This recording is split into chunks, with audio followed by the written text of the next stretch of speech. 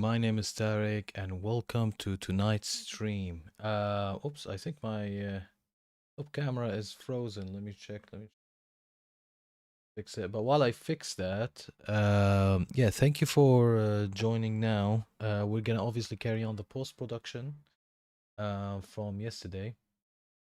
Just check the.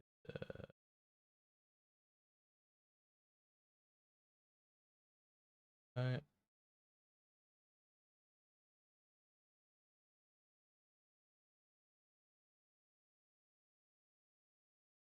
check this. It's still lagging. We're just gonna do this for now. But yeah, so what we're gonna do today is we're gonna carry on the post-production stuff. I've done a lot of work in the background actually. So we don't have a lot left, but what we can do today is, what we aim to do is like to actually finish everything post-production wise. And if there's anything still left, I will do it throughout the week so that next Friday is 100% definitely a mixing session. And I will try as well I will try to prepare like the session for mixing. So in terms of like all the buses or the routing, bouncing the MIDI to audio, tidying up the session, all of that stuff. So once we open on Friday, we can just dive in straight ahead. But I just want to see if I can try one more time to fix the camera here.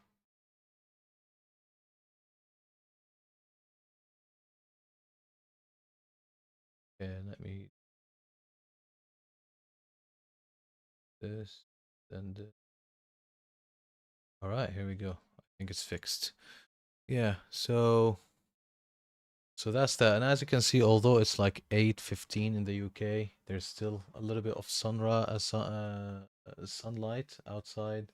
Our actual sunset starts now, and you will see darkness at like 9 o'clock. So you'll see it in 1 hour. Everything starts to get a little bit dimmer, and the lights will start to show. Let me turn this on as well. Here we go. Okay, so what I'm gonna do is I'm gonna play the track so you can see what I've worked on and what other sounds are there. And once the track is over, I will walk you through what I've added step by step, and then we'll carry on. So let's start from here.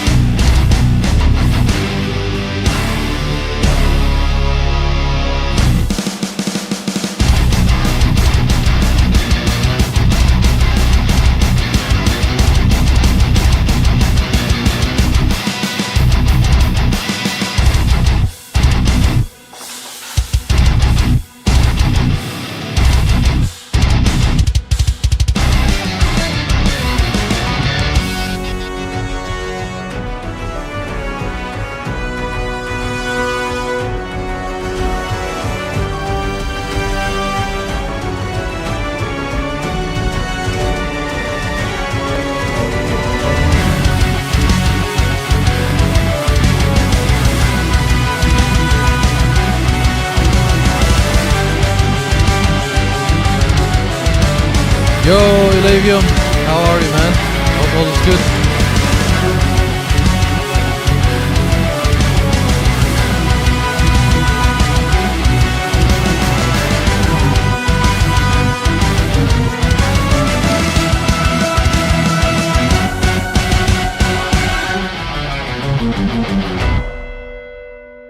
Right, so let me just go through the stuff that I've added off camera between the two sessions. I'm gonna try to remember everything. What should I start with? So I've done some modulation editing to the brass. I mean, that's one thing. I mean, if you really care to see the new, I just modified this bit right here, and that was all. Obviously, copied it to the other segment. I've increased the tubas at the beginning, just the volume, nothing else. But again, we're not mixing, but I'm trying to get the volumes of everything as close as possible and as good as possible, so that when we start mixing, you know, most of the automation is done in post-production. There was still going to be some automation after we add, you know, dynamics and things like that, definitely, because, you know, some volumes are going to change, some are not going to change, you know. But I want to try to you know, to post production a new way where I'm getting most of the, you know, volume levels good, and then when we mix, hopefully that will save time. But we will see when we start mixing. We'll see if that actually saved time or not. What else did I do? I have added. I've added.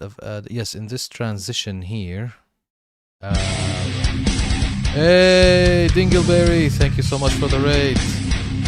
Much appreciated, legend. 6 people. Welcome to all 6 people that joined. I am very, very, very much familiar with Dingleberry. You know, I say every single time. You know, he helped me a lot with this, with the stream. So, yeah. Thank you for joining. We normally do like music production and things like that. But Elyvium, if you wanna lurk and listen in the background, that's fine. Absolutely, yeah, do that. But yeah, thank you for everybody that came in. Just because we just got a raid, I'm gonna play the song from the beginning, so you guys can see what we're working on. Yep.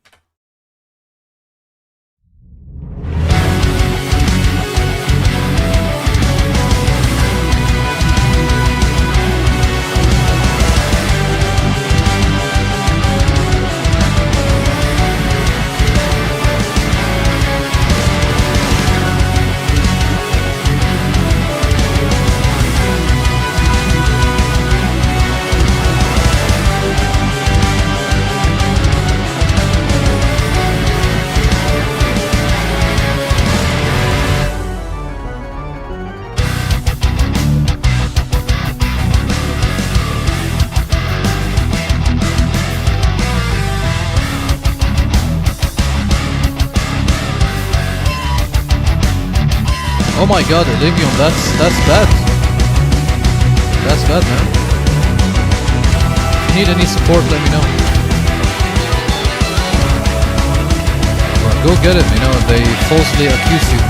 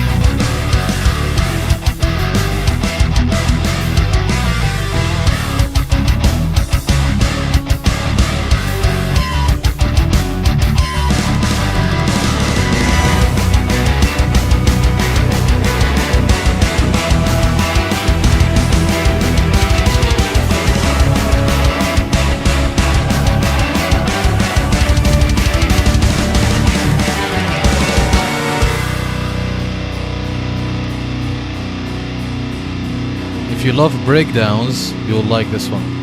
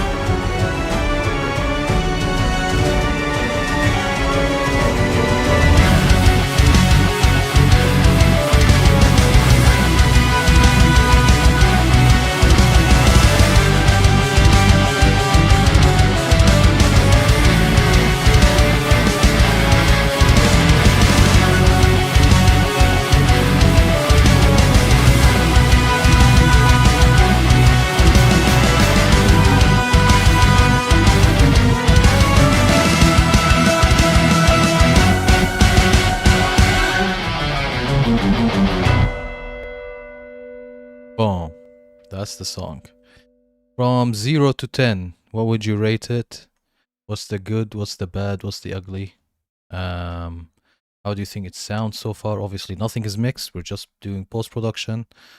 But yeah, would be interested in your ranking, guys. By the way, today I'm starting a new trend where in every stream, you can submit some tracks to Discord, and at the very final hour, or at the end of the stream, we'll kind of like react to all of the track that's been submitted, listen to them together, and this way everybody, will introduce everybody to everybody, on the entire viewer base, whoever is viewing, will listen to, we'll get to know each other, the entire community. This is making me nervous, to be honest.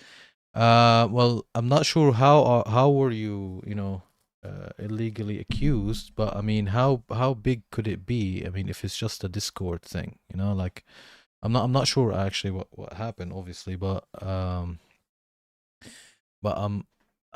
like wondering, how can you get, illegally accused, and by who? Is it by Discord, or like by other members, or by a server, or by a company that has a server? Or I'm not sure. How is it? Like, for example, it's not like Twitch or YouTube where you can do some copyright stuff, or it's not like eBay where you can sell like some counterfeit stuff. It's just Discord. So it's really interesting that you're going through this, actually. Discord friend was hacked and sent a bunch of reports on my accounts accidentally. He accidentally picked the wrong account. Oh shit. I see. Well, to be honest with you, that doesn't sound like your problem. I mean, can't you just prove this to Discord? I'm not sure who are you're in dispute with. You're in dispute with Discord themselves, but that sounds shit. Yeah, guys, give Elavium some support. Give him some follows, just so kind of he ease off a little bit. But that's a new one, actually. I've never heard of that with Discord. I think you gotta be careful. Yeah, especially that it doesn't seem like you had anything to do with it. It was just dropped on you, which is very shit. It isn't. I'm talking with mod of Discord. The one who reported me, I accidentally heavily apologized. Mod of Discord. Okay. Well, there you go. It seems like it's getting solved. So, yeah, as long as somebody from there from actual Discord is, you know, listening to you and the one who reported me accidentally. I really apologize. Okay, I see. So is the one that I reported you left any type kind of like evidence so you can show the mod of Discord? That, or at least if you can communicate that properly and show them evidence, you know, hopefully it will get solved. He's currently verifying this, and I've never been in legal trouble. Yeah, that sounds weird, man, to be honest with you. Again, I know I keep saying from Discord every 2 seconds, but yeah. Well, hopefully, I mean, don't count this one. So it seems like it's getting sorted. Yeah, so best of luck with it. It's weird. I'm thinking about it now. It's weird. Yeah. Like somebody, like your friend got hacked and you got into, you know, you got dropped into it. So that's a little bit unfortunate. Right, guys. So let me just show you what I did between streams. So first, in this transition, I've added this from here. Basically, this is from a library that I've got, and I've done some processing on it, which I will show you. And I'm only using it for this transition, and that's it. And this transition repeats, so I'm using it twice, right? Let me just get the instrument right there. So it is this one, right? Elysian, right? And with that, and this is the processing that I'm doing on it. So if I go to the transition, so it's this one. So I have on it Chopper from Cubase, which just does some panning, and I've got kind of a crusher, a bit crusher from Audio One, and at the end I've got also from Audio One Frostbite 2, and then it just kind of like gives kind of a like a clicky sound behind the organs, right? And I like to add these type of like background stuff like hidden underneath just to add depth.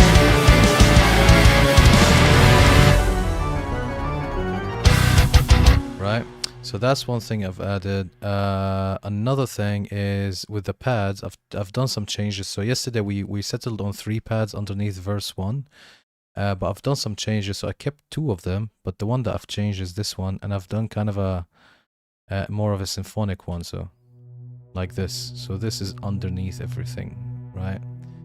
The mod received messages from the guy who accidentally reported me. He said he accidentally accused me, and the mod verified that. But now, well, there you go. Seems like it's getting sorted. So congratulations, man. Nice, simple, easy, and cheerful. Fantastic. So yeah, congratulations on that one. And thanks for sharing, by the way. Right. So this pad here is from also, I think, Heaviosity. This one. This is no. It's a Gravity 2. So it's this, right? And I'm not sure. I don't think I have any modification on it. I probably did some modification within the interface, but that's it. The other 2 pads are the ones that we've done last stream. So it's this one, and then this one, and all of these 3 are playing underneath the verse.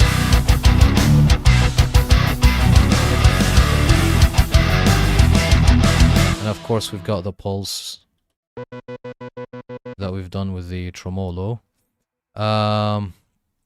Another thing is with there's a like this bubbly ARP thing.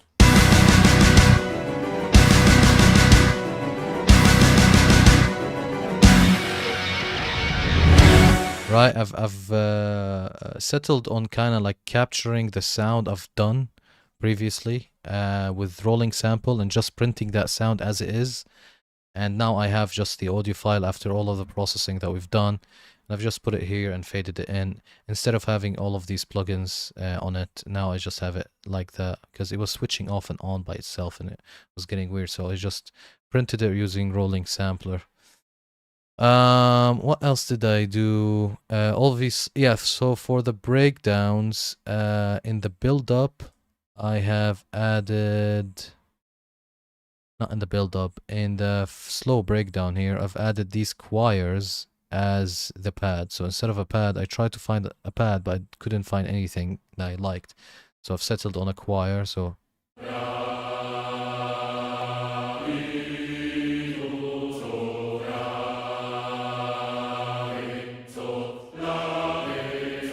with the breakdown, it sounds like this.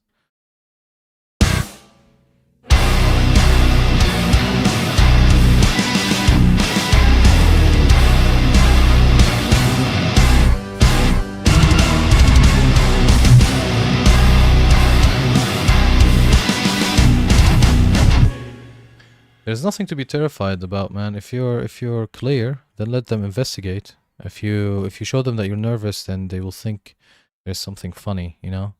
So I would say, just chill, be stoic about it.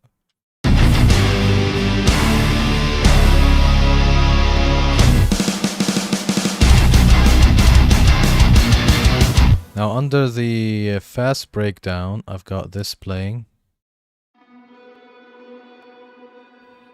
So I find that this is not enough under the fast breakdown, but when the slower breakdown comes back, you can hear it between the chugs. Now,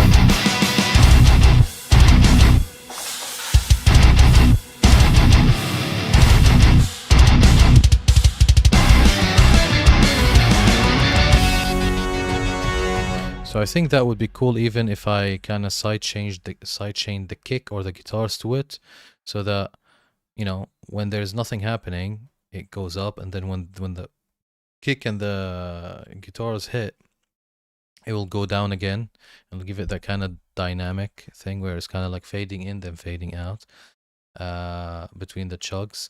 But I am still not satisfied with the breakdown here. Especially the beginning part in terms of like background stuff. So, and this is actually what I was literally doing just before I started the stream. Like this is where I stopped and then started the stream. Another thing I remember that I've done is that at the outro I've actually added percussion. So it does this.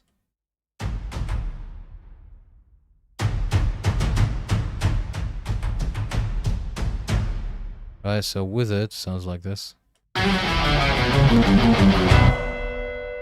And obviously, but did I add this choir yesterday? Yes, I've added it yesterday.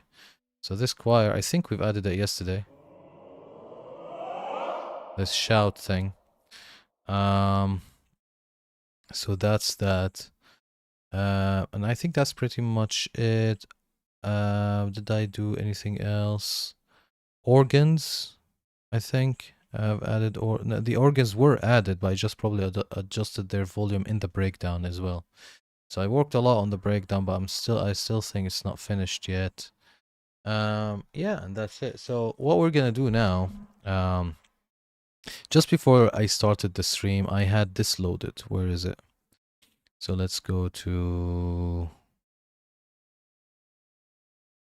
wire. This one here. No, I think it was in synth. Where did I open it in synth? I think so. Let me just close this and this. Yes, this Brass Designer, yes. So what I like about stuff like this Brass Designer and stuff from Heaviosity is that they're not like a symphonic library. They're more of a sound designy orchestral library, right? So you get effects from them and stuff like that. And I think this is really it adds very cool color to kind of like the track, and makes it different than than just adding like regular orchestra like what we've got here. All of these are like regular orchestra.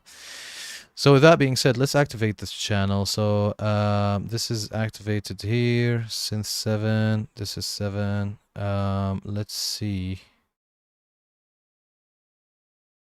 if we get a sound here. I'm not sure why it's not. Do I have anything on solo? We don't need this actually. Let me just open the mixer.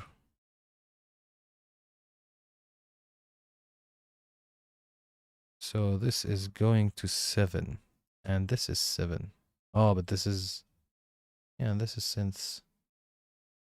So how come... Oh, maybe it's not activated. Yeah, it's not activated. Now it is activated. Alright.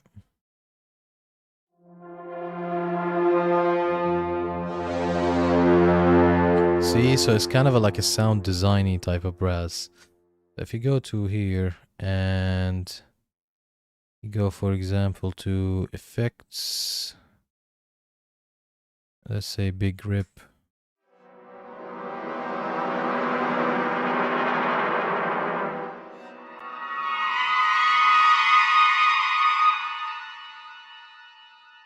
Organic.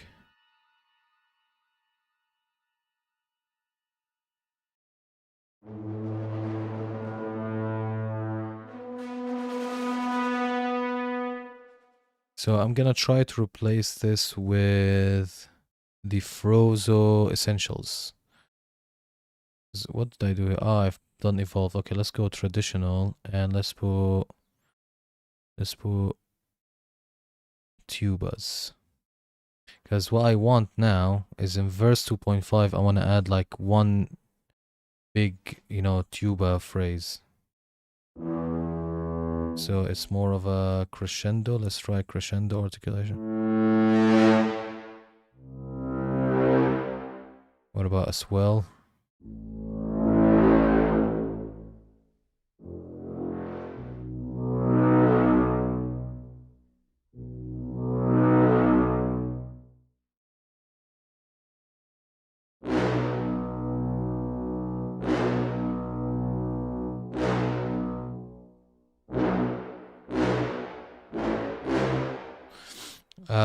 Okay, let's do swell. Let's try the swell. You can actually add this empty slot. If you click here, you can add your own articulation. Like if there is, you know, if you want to add more, what's waves, for example, or cluster, random flutters, for example, if I click this. Right. We can add waves.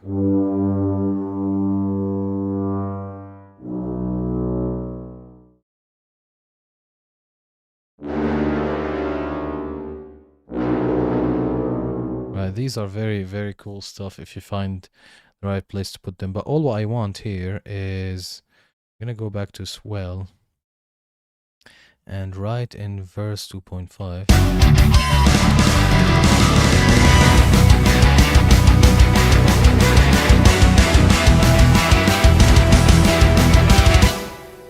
Okay, so let's go to the brass. I just want to see what's happening. So with the low brass, this is playing.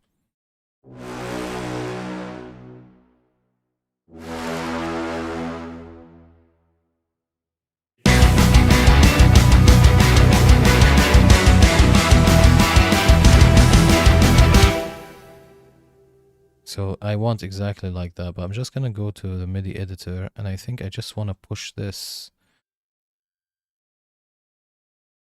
Let me see.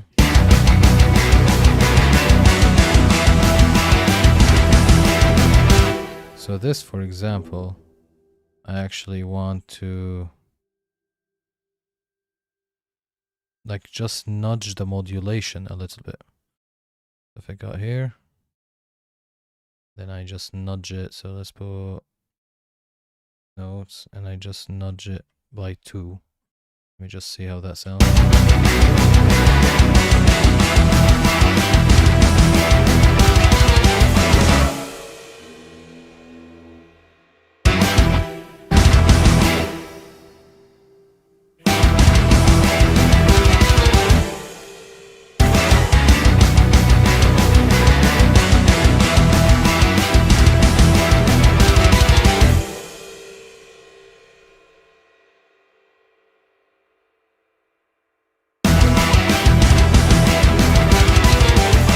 What if I put this here, for example?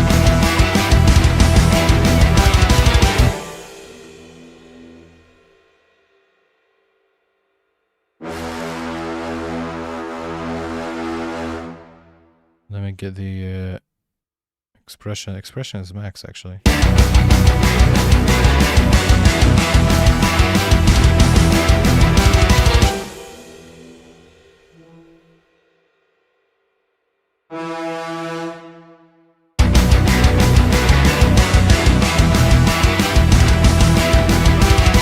Yeah, for some reason, this note in particular, the modulation is not really triggering. I'm just gonna take this, although it's the same, I think it's copy pasted. But if we enforce that with what we got, I think it will work. Like, it will give us the result that we're trying to achieve. So let's go back from here, maybe.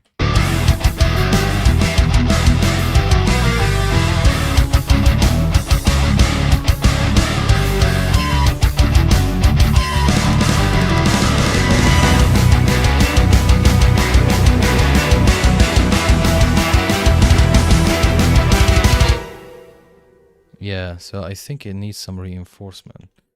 So I'm gonna take this and copy it, and I'm gonna go to synth 6 right here. I'll line it with it. I'll just paste. Didn't we copy it? I swear we did. Boom. Boom. Boom. There you go. Okay, now I don't think we need the modulation for this because the articulation itself is swell. But I'm just gonna solo it to see how that sound without the modulation. Let me just turn this off.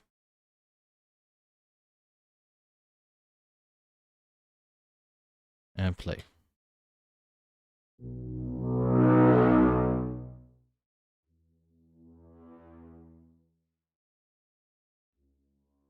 So modulation, maybe put it here.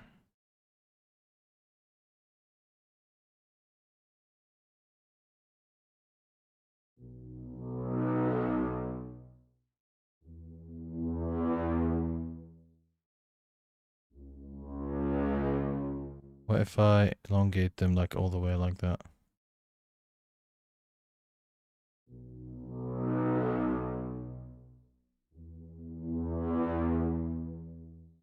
Okay, first of all, I think I'm gonna change from tuba to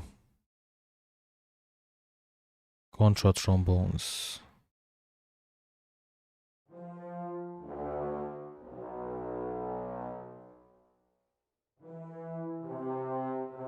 No, it's not as low as I wanted. Let's go back to tuba. Tuba is normally the lowest one. But I want to get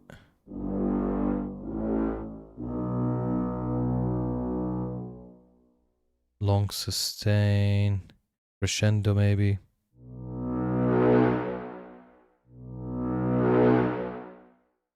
I think actually crescendo could work because it has like a at the end of the phrase, it has like a nice expression, nice buzz at the end. Let me just see.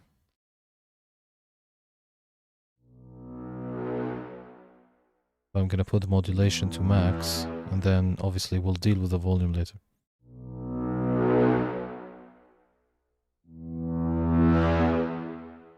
Let me see how that sounds. I think we might need to fix the timing.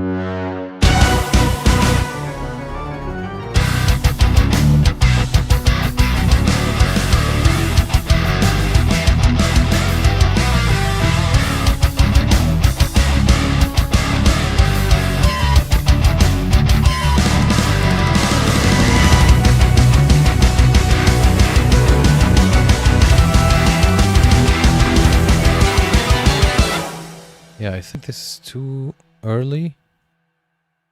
I think it needs nudging like this. And I think maybe this needs also nudging.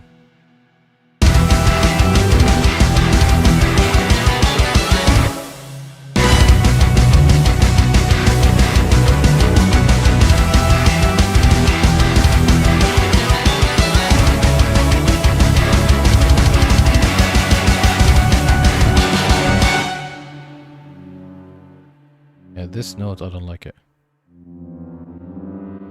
First of all, let's activate snap pitch editing. because we're right now in B harmonic minor. Let's go to D.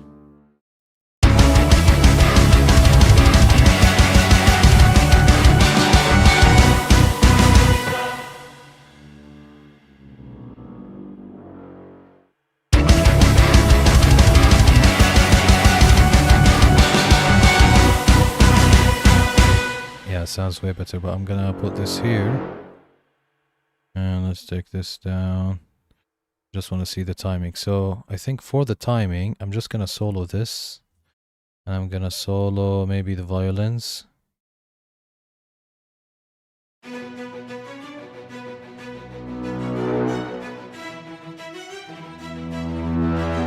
Yeah, it's too early, I guess. So if I grab these two and then nudge them like this. And I'm also gonna solo the drums.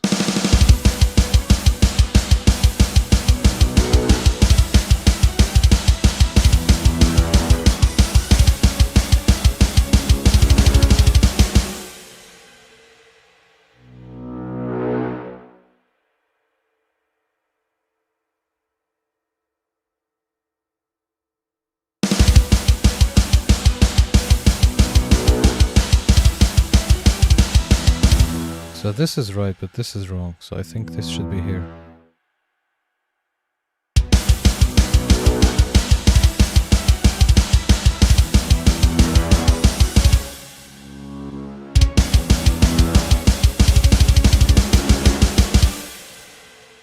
All right, let's try it with everything.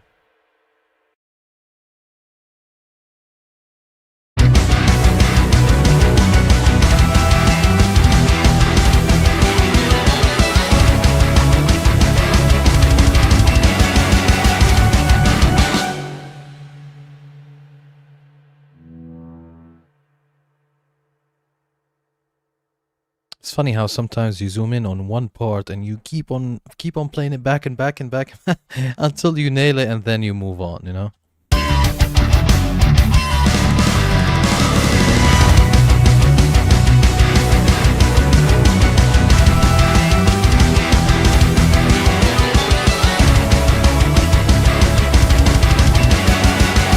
Okay, I think this note is fine and this note is fine, but this one is not. And you can see actually because there's one quarter note between these two. So I think if you put one quarter note between these two, it will be better.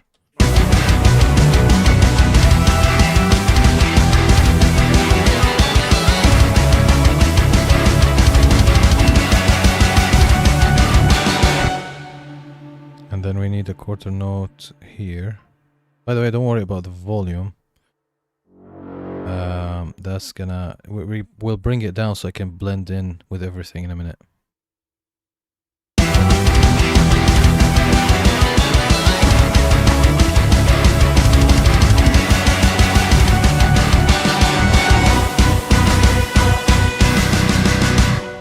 I think this is good so far. So what we need to do now is we'll go to the mixer and we'll just find it. Where is it? It's in synth, so it's this one right here.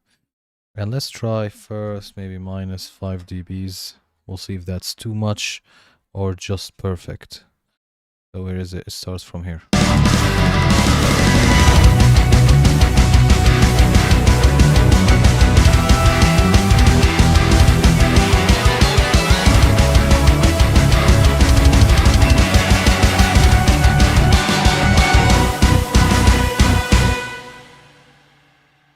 Right. I think it's good. My only problem with it is that the second note is too short and I'm not sure why. Let me play it by itself. Just the actual instrument.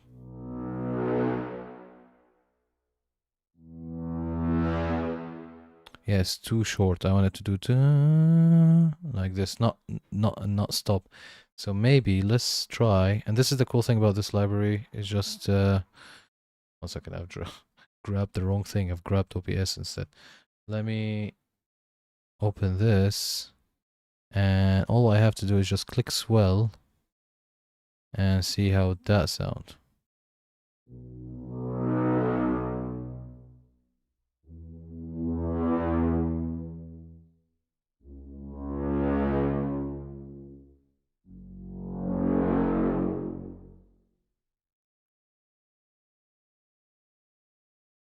Yeah.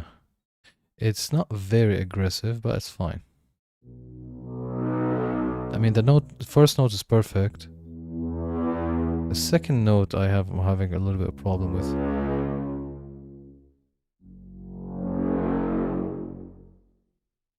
I think that's fine if it's in the background.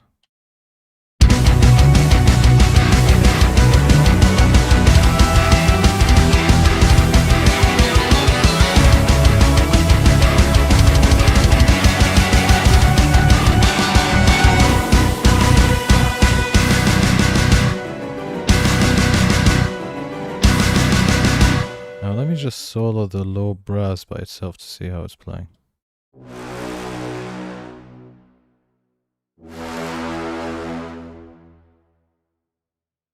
Okay. Let me open the editor and kind of like make these notes longer. So like this.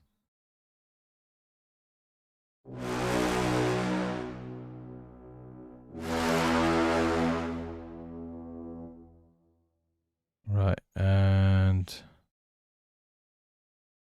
let's do from here to here.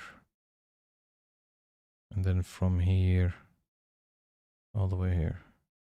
Let's see how that sounds.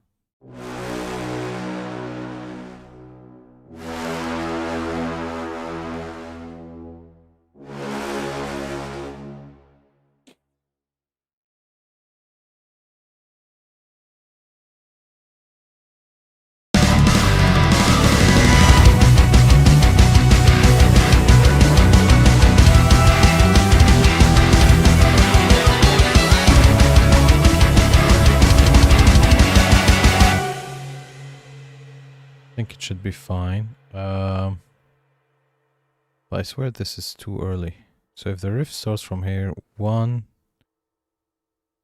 2, 3, 4, 5, 6 on the sixth one. I think this should be at least nudged till here.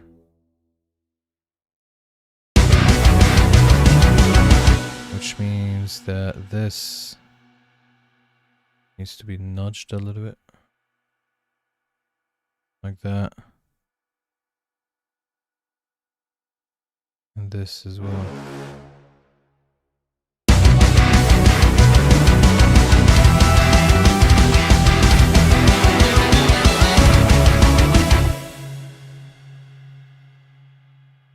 Let's get this and put it like that.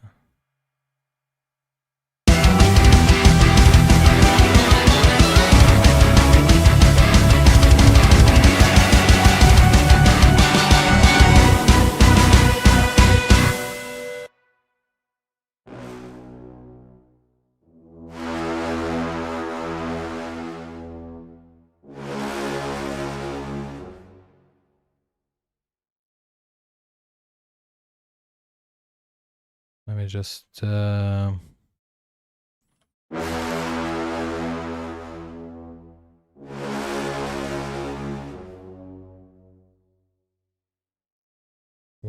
where are the notes of this? Well, so one is here and one is right there. And then another one is right there.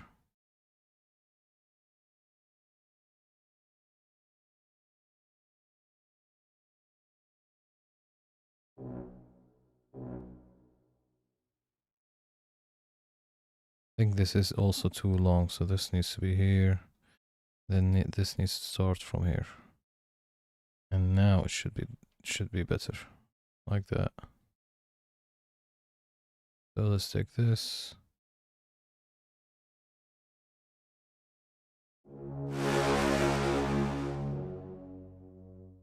Then same thing this. The last one, let's just match it with the synth, so it starts from here. So again, this one is too early.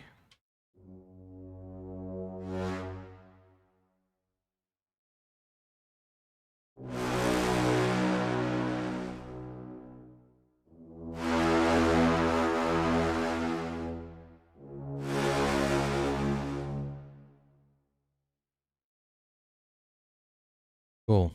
And then if you turn it down, obviously, like just to blend in, it will sound like something is moving.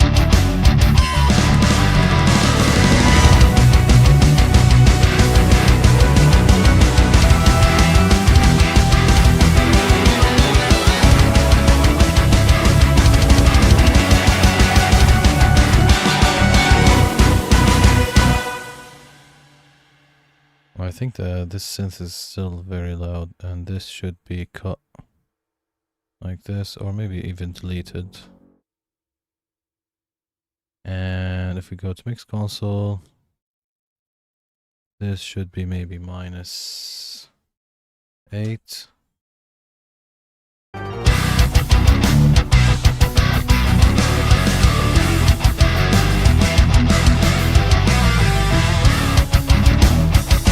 Let's name it.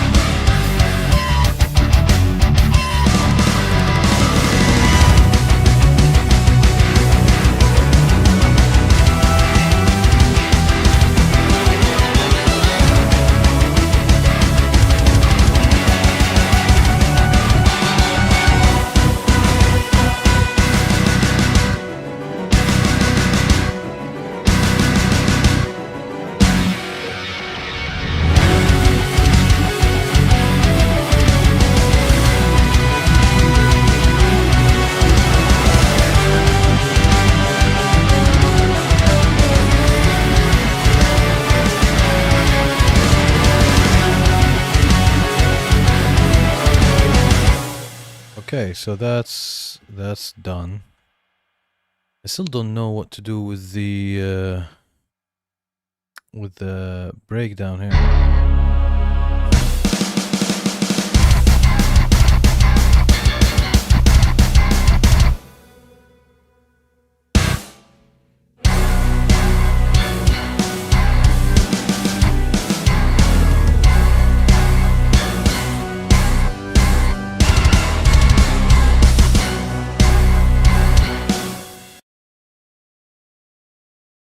I think the guitars decided not to. They want to work. Let's see.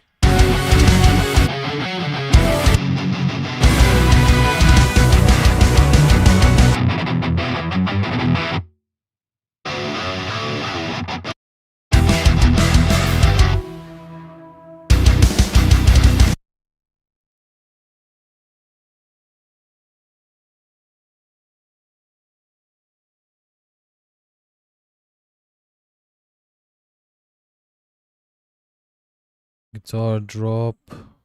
Going to stereo out. What is this? Why is this here?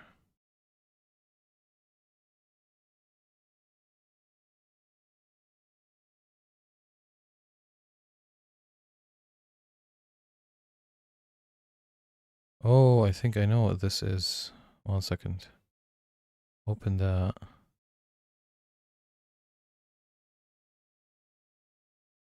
Yes. So basically, just tell you what happened. So apparently I probably unclicked read, and this mutes, this is muted naturally in the automation, but it's also, the volume is full here, but when it goes right here, it goes -infinity, right? So I think I kind of like clicked on read after it passed this point. Anyway, fixed it. All I had to just click read and it was fixed again. Yeah, all fantastic. So yeah, I was saying that under this section, I want to see what pad I need to put.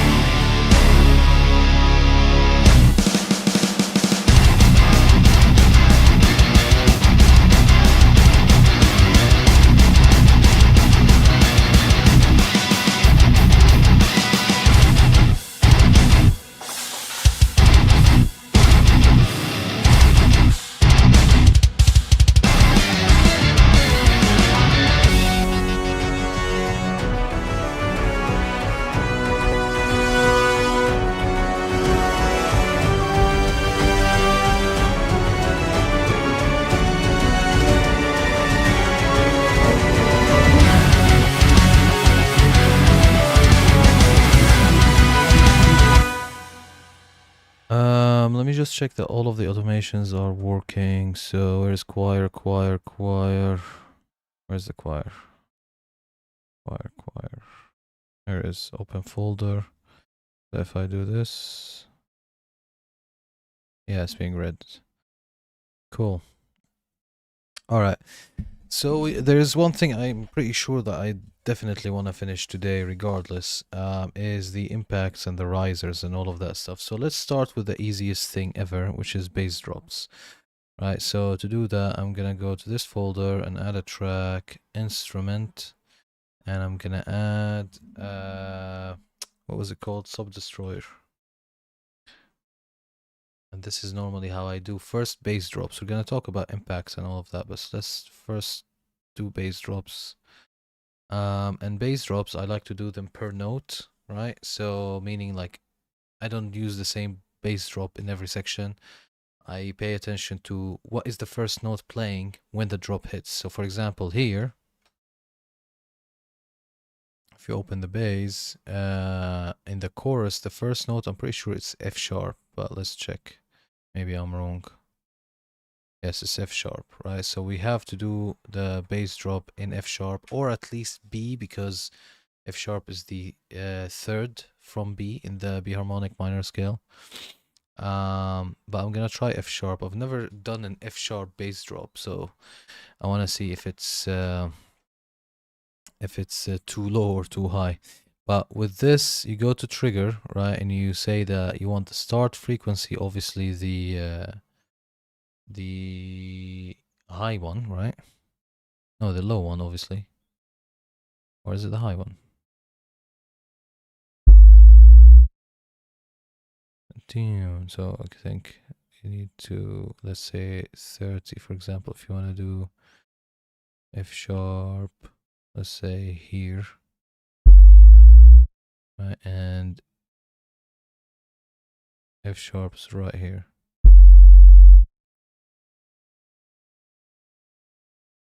So you do one more. Or the other way.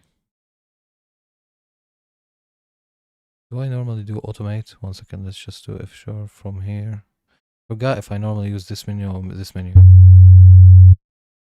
What about here? No, this is just sine wave stuff.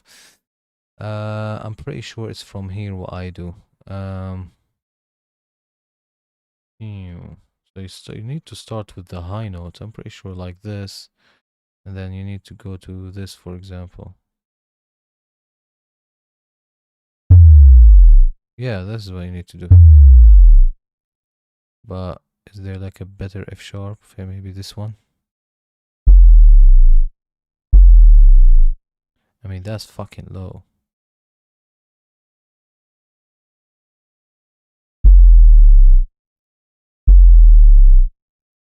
Normally, I go to, let's say, A or A sharp, or even if it's drop C, you go to C. Put this at C, and this is normally how it sounds. Yeah, that's that's the bass drop I'm used to here. Look at the difference when you go to F sharp. To be honest with you, it should be the high F sharp. So let's try to do this one and this one. But this is too high, so let's maybe go to this one.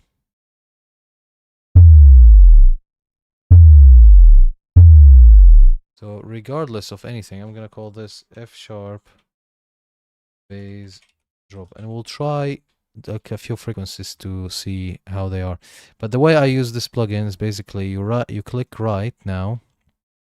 So you click here and you click right, and you click play, and then you click fire, right? And now the automation is written, and you take this off, right? Then this is literally your bass drop. So now all you have to do is just copy this. And normally I like to have it as a square, to be honest with you. But it doesn't matter, because the moment this is touched, the bass drop will be activated, and you can control the length of it from here. So if you want it like really long, you can just like dial this up a little bit. But this is literally your bass drop. So all you need to do is take this and put it in the place that you want it to be activated. So I want it right here at the very first note. So Boom. Now let's do the test and see if this is too much of a high bass drop or if we need to make it lower.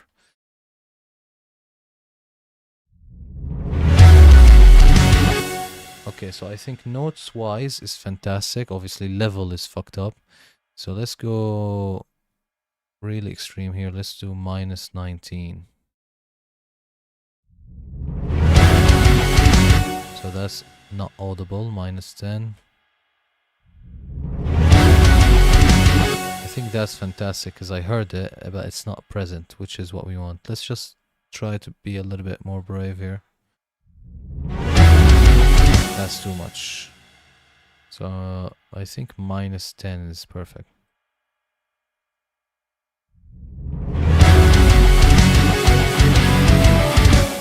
So now we've tried it in this frequency. Let's try it in a lower one. So I'm gonna go take this to a lower F sharp. Right there. And this, well, this is the lowest anyway, so let's try this.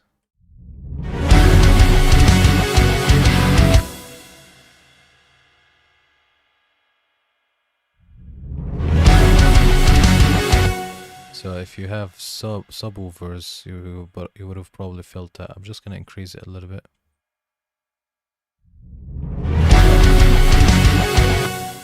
Maybe 6.5.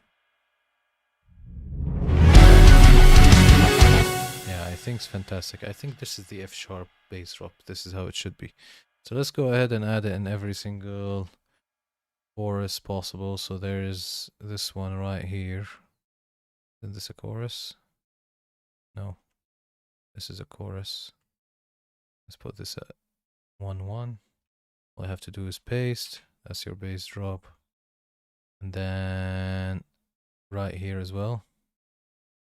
Boom.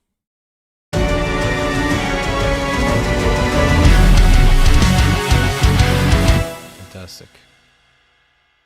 Okay.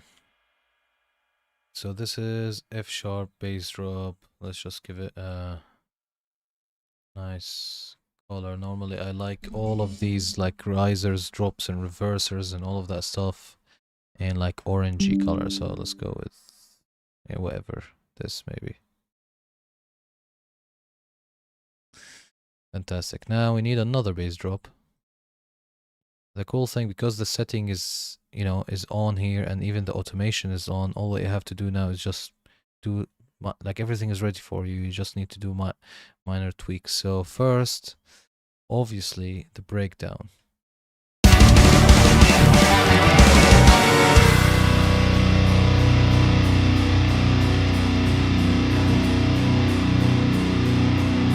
So right here. So this is a B. Right, so let's do a B bass drop. So we'll open the, first we'll call this B bass drop. And we'll open the interface of the second one. And we'll put it to B. So right here. And right there. Yeah, that sounds like a decent bass drop. Even the volume is set for us now. So literally all I have to do is drop this down and copy these. Obviously you need to remove these because these are the F sharp one. Remove this and just Control X this. And now you go to the right spot, which is this note. Right, so let's paste it. Boom. If you had headphones on, then you would have heard that.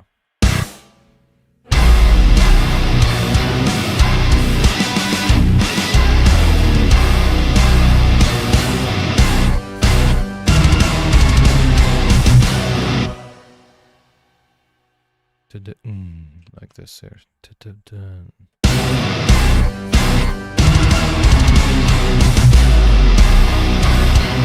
Or you can put it here. Dude, this mood is suspicious as hell. I had to PayPal my suspicious. Ah, mod. I thought you were talking about the song. This mod's suspicious as hell. I had to pay PayPal money to a random account for him. That is weird, man. You should have checked. I mean, did he give you some proof that he's actually a mod from Discord? Or are you talking like over like a company email for Discord where you can see the signature and the domain? 'Cause that's, I mean, I'm not sure. I mean, obviously, I'm not with you in the situation to see it, but from what you just said, these couple of words, that doesn't sound really promising. And it does sound suspicious as hell.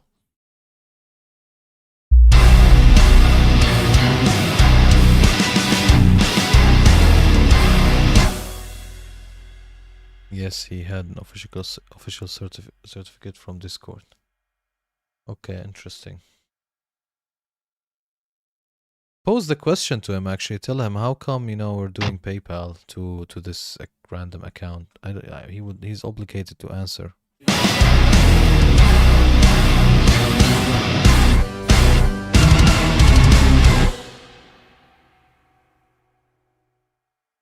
Let's go to quarter notes.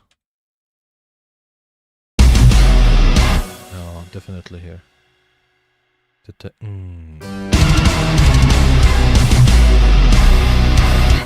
But I'm gonna put the volume down a little bit to maybe -9.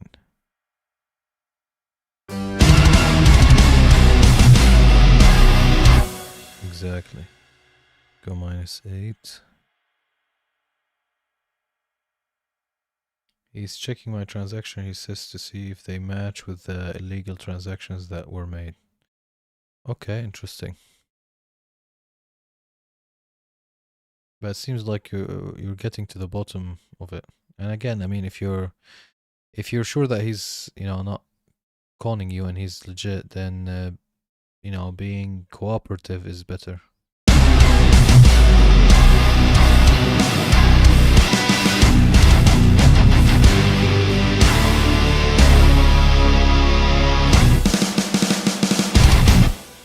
One here as well.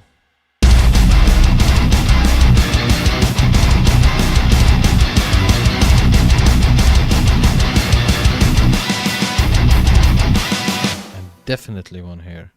This is the best bass drop here.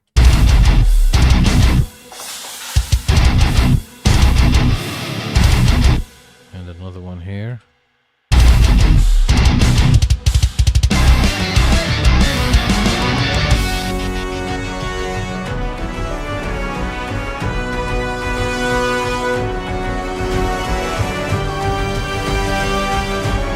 No, man, don't worry about it that much. I mean, come on, it's just you don't you don't have to worry about it this much. It's just like some Discord stuff, It's just there's nothing. No, don't worry about it that much. Like no matter what it is, it's just it can be like can be sorted as long as you didn't do anything wrong. And let's add one here to see how that would sound. Oh, did we lose the? Oh, we lost the copy. Just paste it. Oh, right there.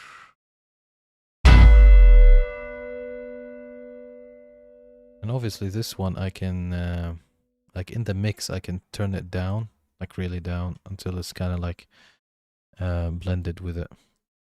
He said I wouldn't have to send any money. Here I am sending $20 to a random account. That is weird.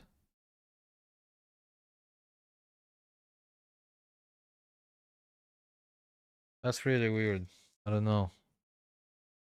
I would check with Discord, to be honest with you. I'm not sure if you can email Discord or something, or tell them, is this legit?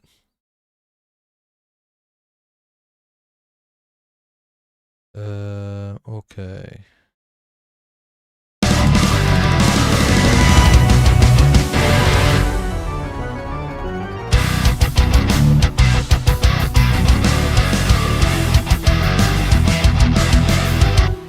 If we add one here as well.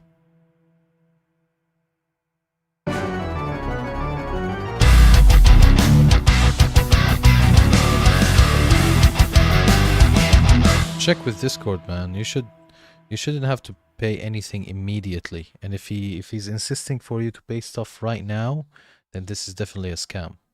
No company would, like, when it comes to stuff like this, would want their money like right now. If you say I need to, contact someone, or whatever, they're obligated to give you time or time frame or something like that. Okay, you got fucking hell, man. Did you pay it on PayPal? If you paid it on PayPal, right this second, contact PayPal and tell them what happened. They will bring you the money back. But right this second, if you paid them on PayPal, immediately call PayPal, and they will give you your money back, and they will actually might freeze that PayPal account. But you need to do it like this second.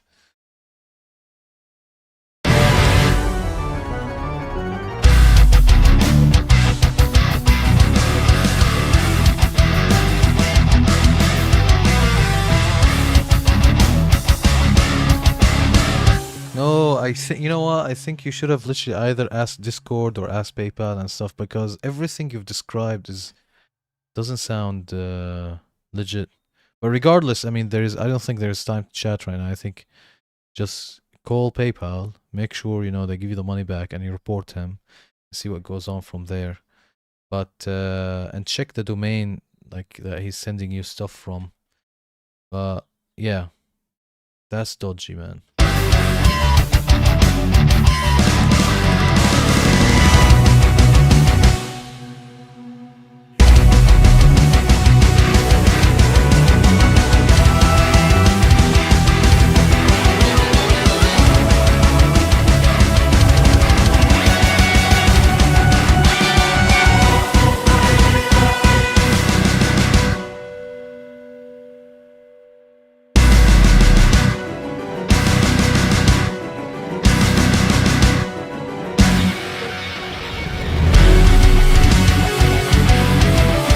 I don't know, man. Doesn't sound convincing. Check the. I don't know. I just don't. Something's fishy about it. Definitely.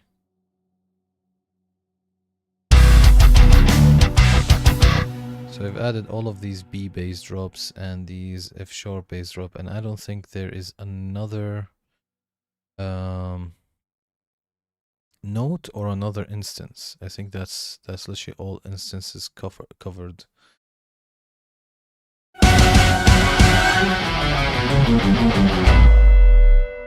And don't worry about the volumes. There are some bass drops that I'm gonna have to, put the volume down for a little bit.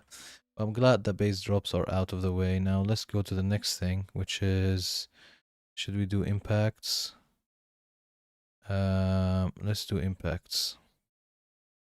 So for impacts, normally I use gravity, and I wanted to explore with other stuff, but because I just want to wrap up this song, and it's taking a little bit of time, I'm just gonna use the, tried and true. It's not like they sound bad, they sound amazing. I actually love the sound. I just wanted to try something new, but we will just do that maybe next time. For this time, I'm just gonna use what I know best, and we'll just we'll just use that. So I'm gonna go fill menu, and I'll show you what I do normally. So let's get a keyboard here.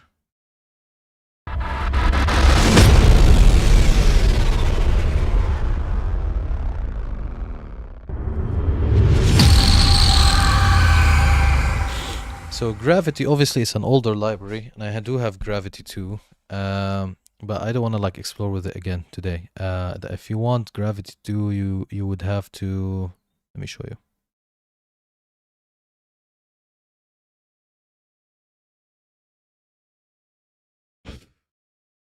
Menu tweak, no whoosh, brutal. Anyway, I'll try these also later. I've actually always stayed on the full menu thing. But if you want to see how the Gravity 2 interface with the hits look like, let me show you. So to access it, you obviously load this, and you go drop down, You go to impacts, and you've got gravity impacts, right? Oh, these are cool. Transition, reverse, swells, black doors, risers. Yeah, see, now I don't want to get, because now I'm looking at these and I'm tempted. Mighty Fall. Like, I'm pretty sure these sound sick. Like, let's say this one.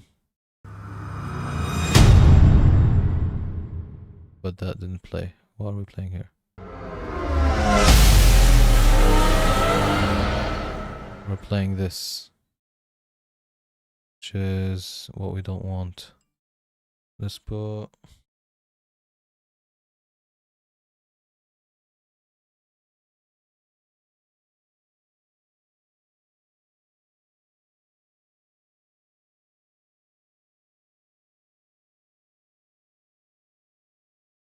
But I would have been reported for doing something bad.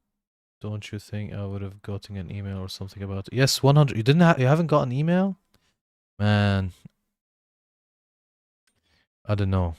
I think you need to tell him, and this is a test, tell him, hey, I need to get back to you. I need to contact like legal advice or whatever. I'll carry on this with you. Check back with me in 3 days or something like that. And if he really insisted, or if he disappeared, that's even more worrying. But if he didn't, the one who accused me accidentally told me.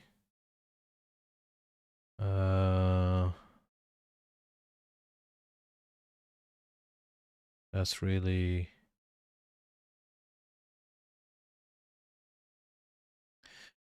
What should you do? That the Discord guy hasn't came back yet?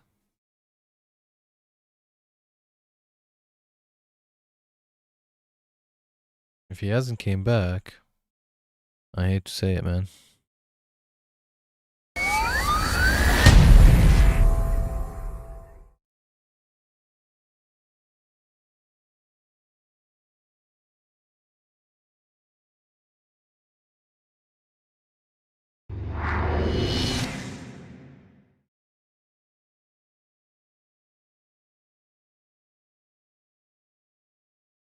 One second, let me just activate that.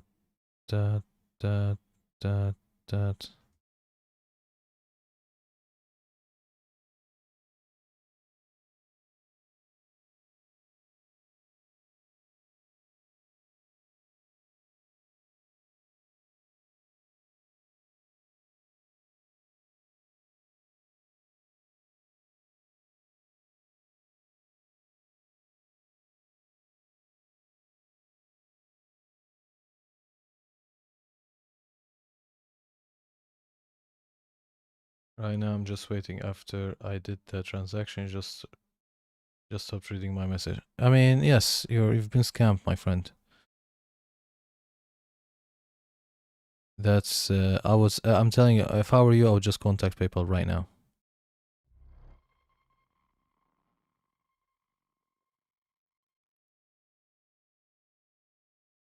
Why is this not playing?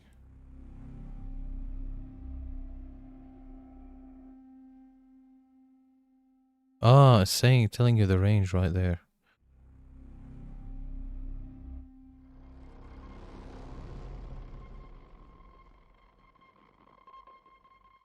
I think these are cool, like, textures.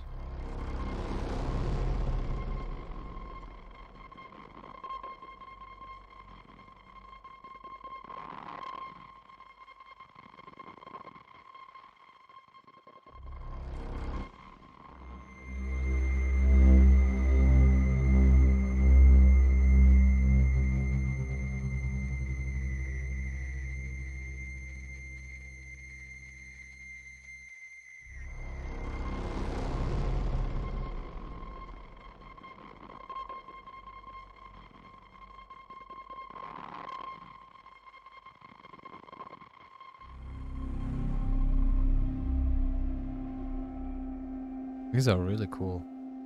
Or like breakdown build up or the end of the song or something like this. Anyway, I don't want to get distracted with them right now. Just want to do impacts. I want to finish like all the impacts today. Yes, definitely do that, man. Definitely. Anyway, so the way this works, the gravity 1 hits, is basically you've got this sample, right? Make sure you're on the sample menu, not on the punish menu. So you get the sample, right? And you can see the sample here. And then you could choose the time. Like, you want a full bar, or what do you want, right? Normally, I choose both depending on the sample. So, and one more thing is that if I use rolling sampler, I can actually kind of capture these and then cut them myself.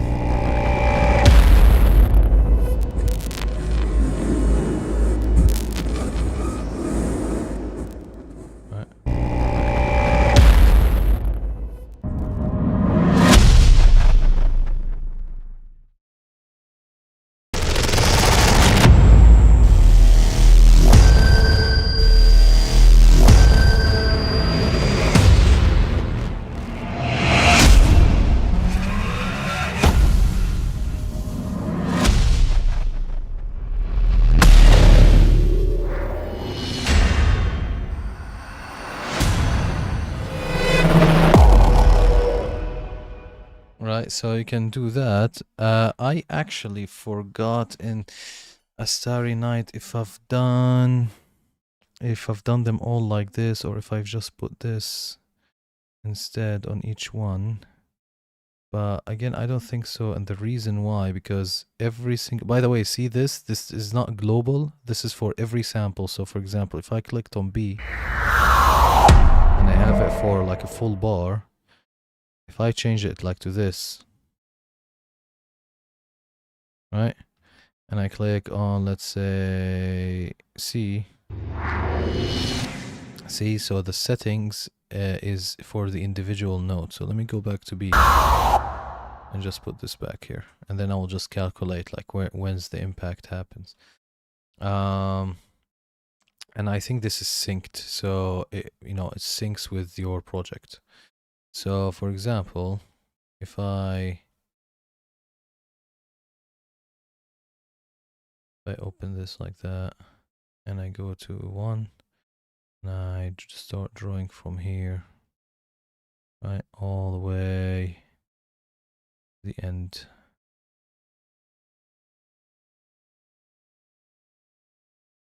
Right, and then I go here, then I start. So first, obviously there's one here, but all I need now is I just need to calculate when does the hit happen. So I will solo this. Let me type gravity impacts. And the cool thing that I like about this library is that you've got a lot of sounds in one instance. Like a lot of other stuff we're gonna use, which you will see soon in today's session. For each sound, you load an instance, which is very annoying to be honest with you. But this one, every key has a sound, and you can adjust the settings in the sound. For example, something like rise and hit, or something like sculptor or stuff like that. You would like for every sound you will load an instance, and then you need to route the instance. But we'll work on it.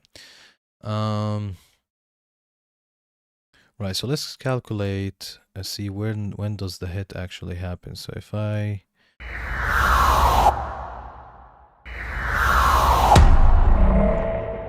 okay, so it's 2 behind, right?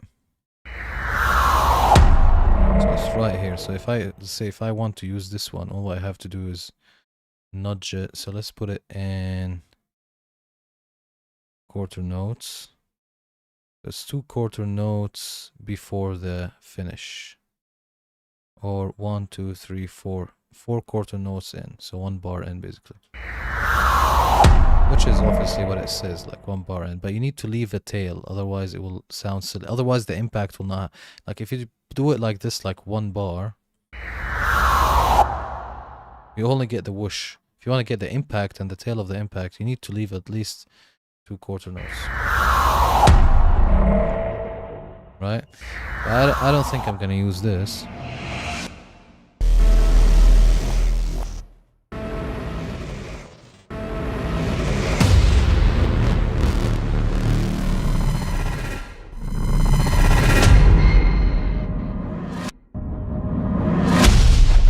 Like this could be good. So if we unsolo, and if we put obviously the volume down, so let's put this here.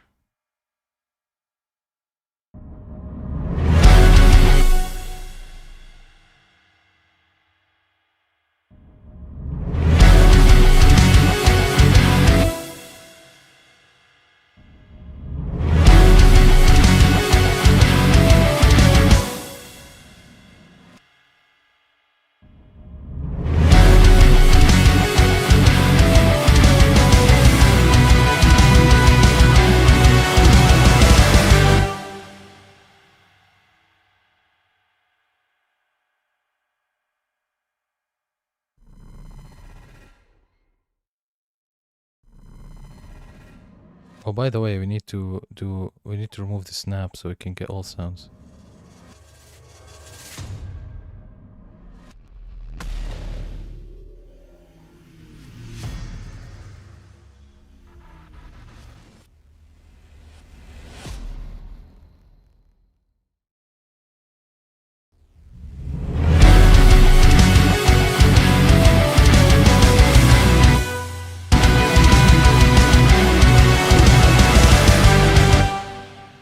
Okay, so you need quarter notes 2 here.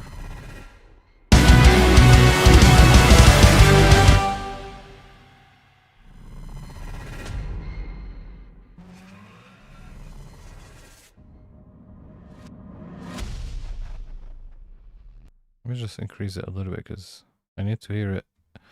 And that makes the whole idea about it is energy.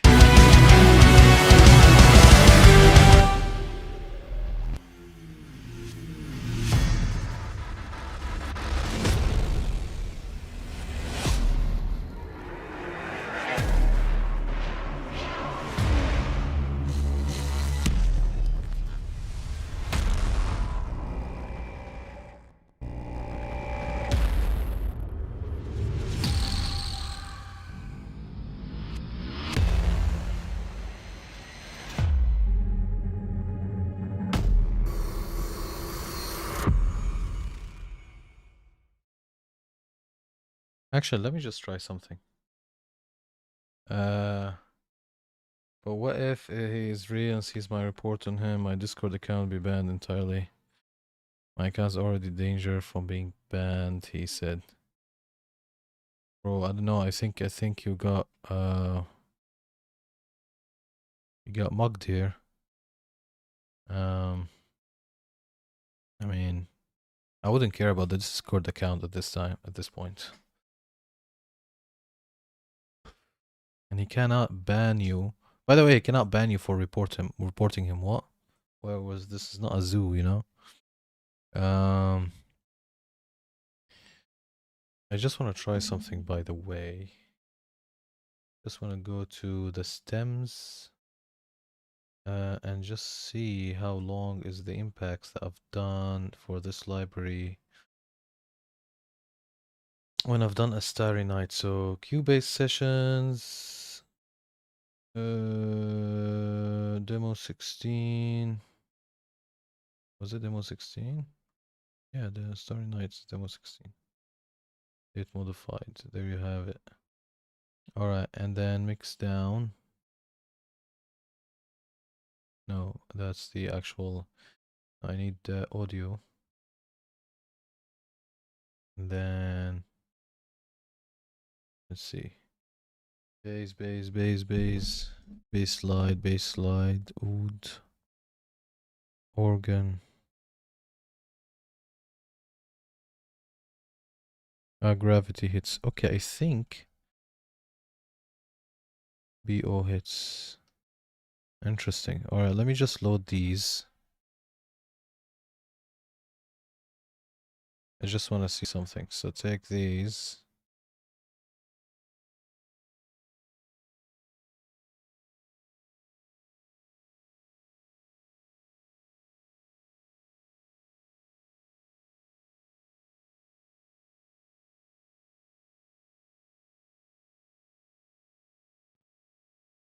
Here you go.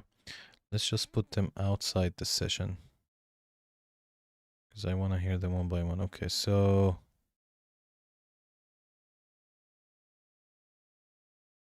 let me solo this.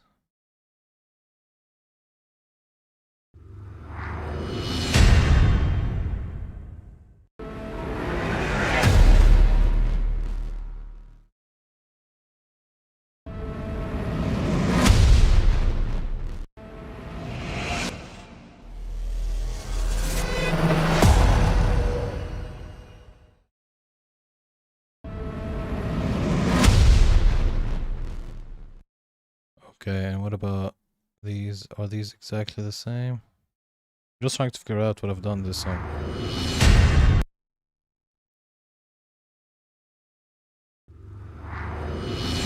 Okay, so this is just Cubase did 2 exports. True, there were also no customer support. Yeah, man. This is, I'm telling you, this is a scam.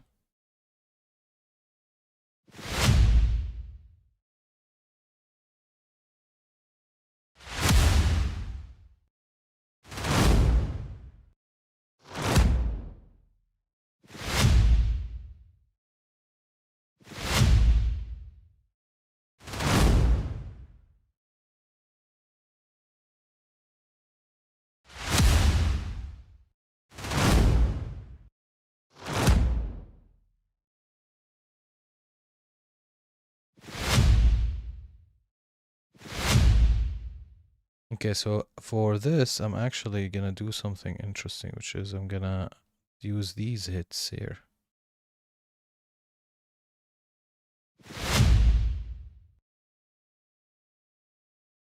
And as you can see,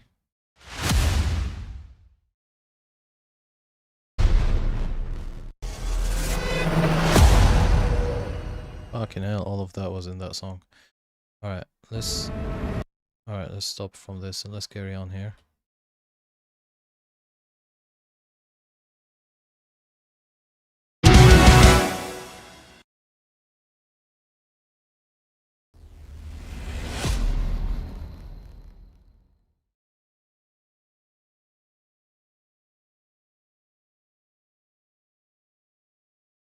Okay, this doesn't have any.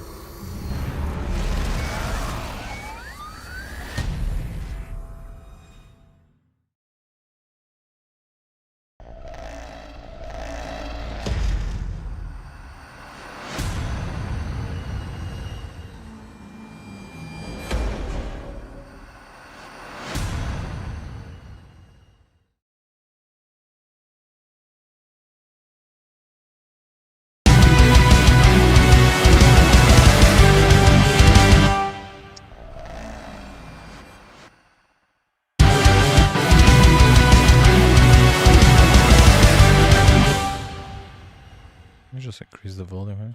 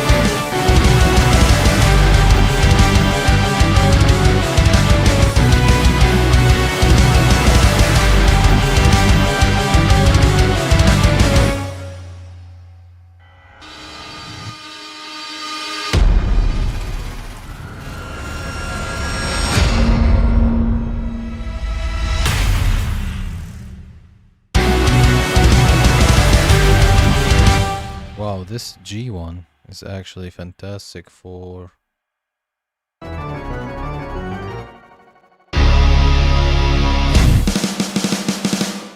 like right here.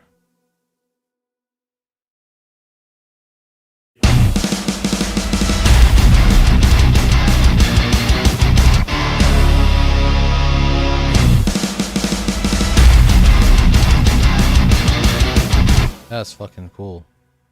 Alright, we'll reserve that for that one.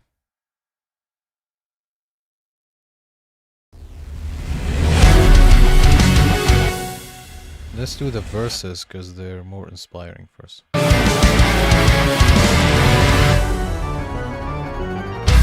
we need one here. So, like that.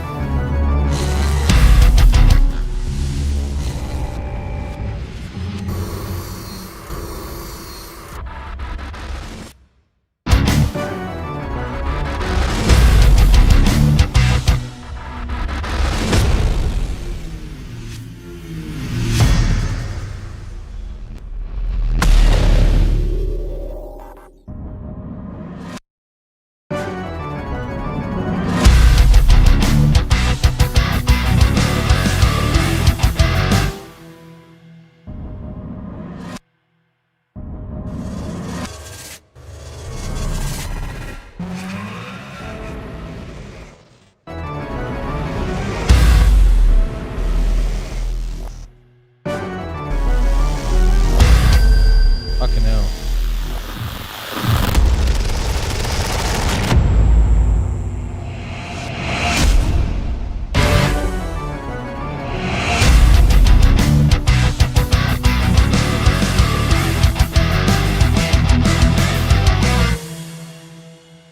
And then another one here.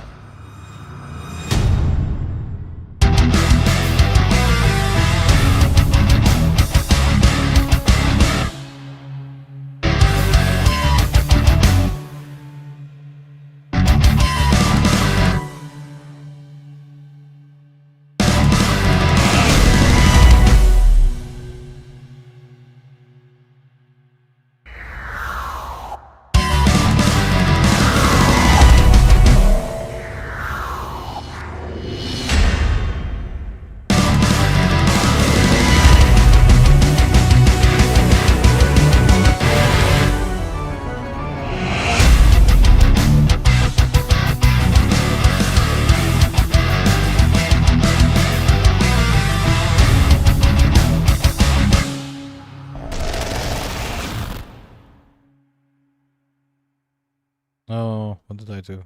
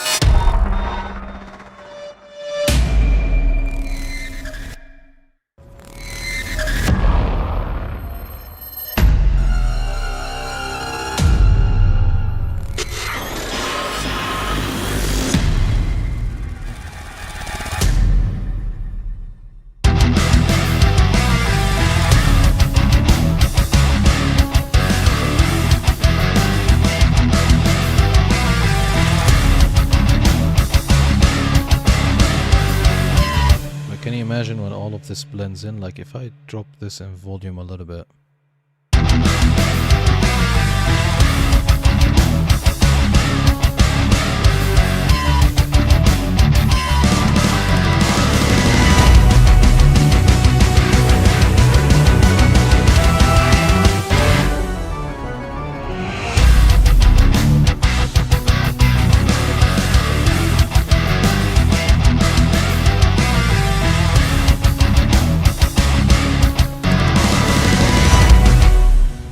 By the way, I just want to see in these samples, just the tail, I just want to figure out.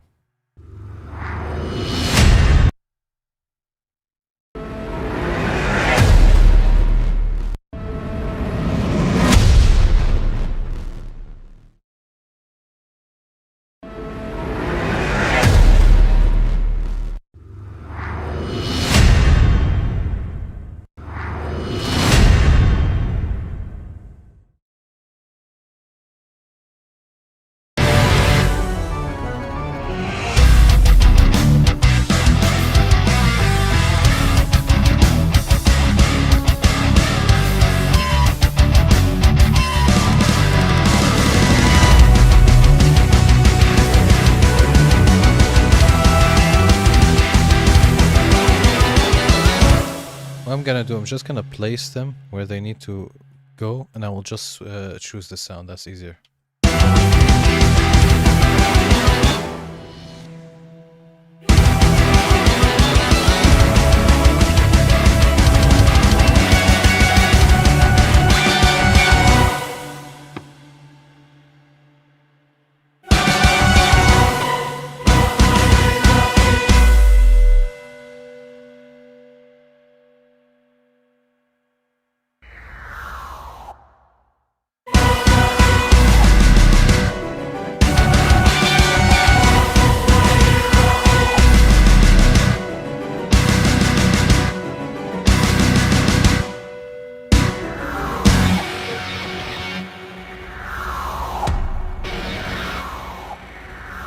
So I don't care about the actual sound now. I'm just placing them. I'm just gonna put them now all at A sharp. Then I'll move them around, you know, as I go. But I just want to put get all of the placement first.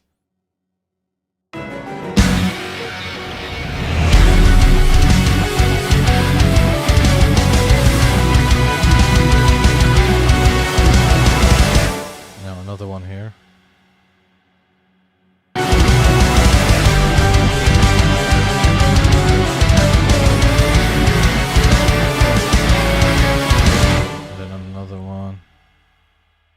Right here. No, sorry, right here.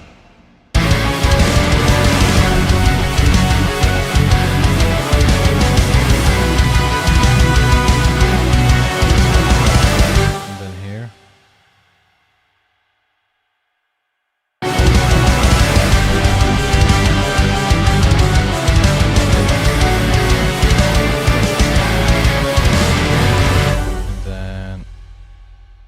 Right here, come on. Then another one.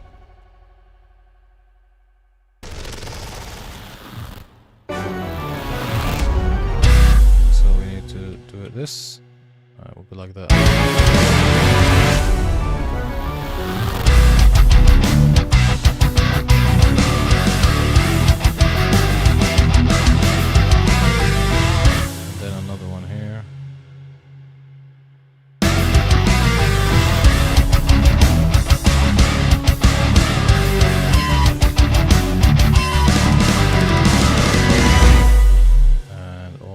Another one right there.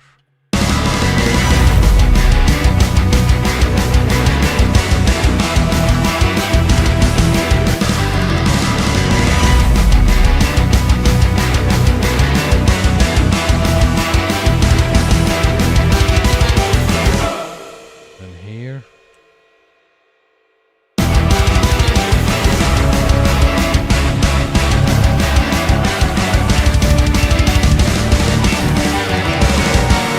Obviously, right here.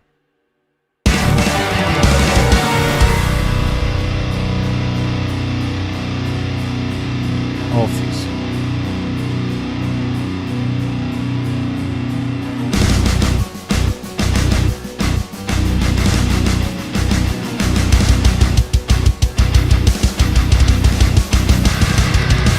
And then obviously. Hey, where is it?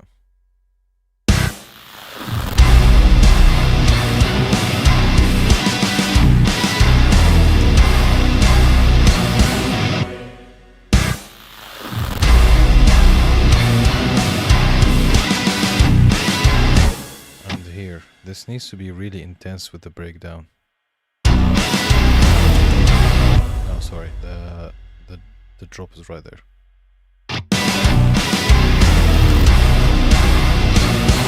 And then again, this needs to be. You don't understand. You do not understand. Come on, the duplicate. I just need to find out where is it. So remember, it's 2 quarter notes before is where the hit, right? Let me just move this so I can hear it.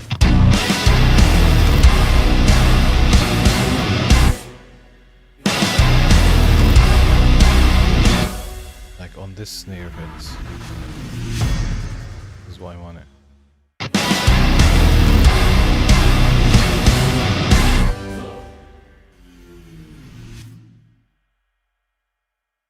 And then 1 second, let me just do this.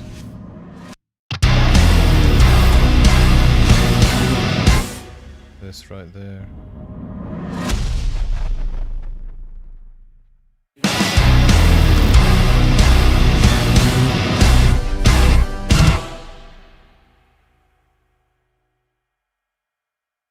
Chill, this is really important.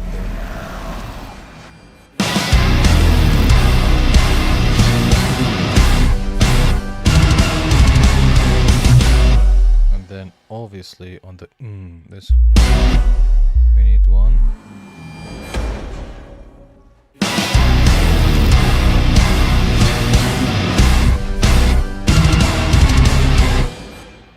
And then on the tit which is here.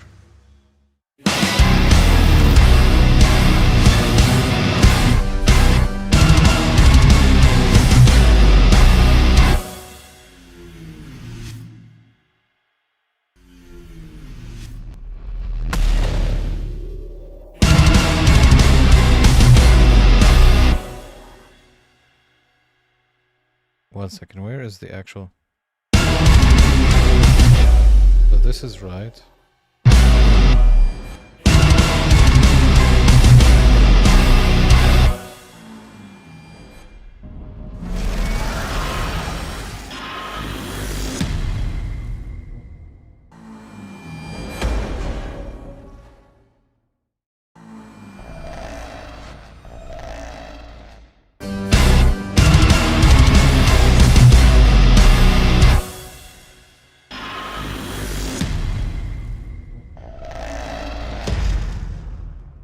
Let me just take this. Let me mute this for a second.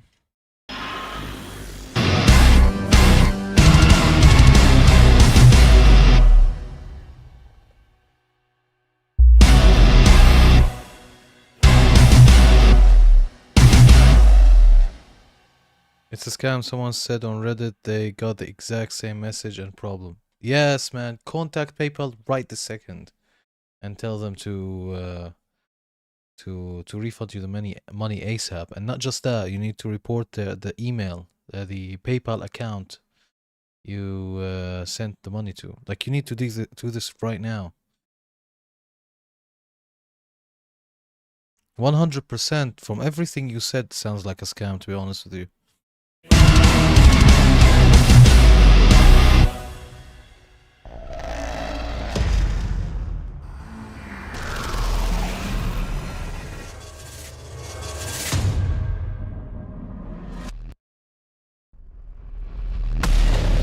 Discord is not going to do anything to you.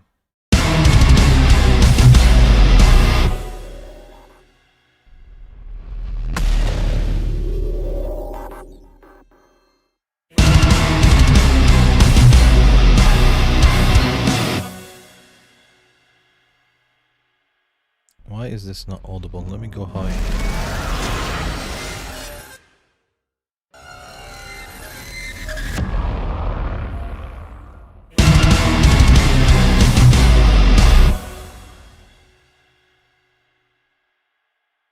Where is it? Here it is.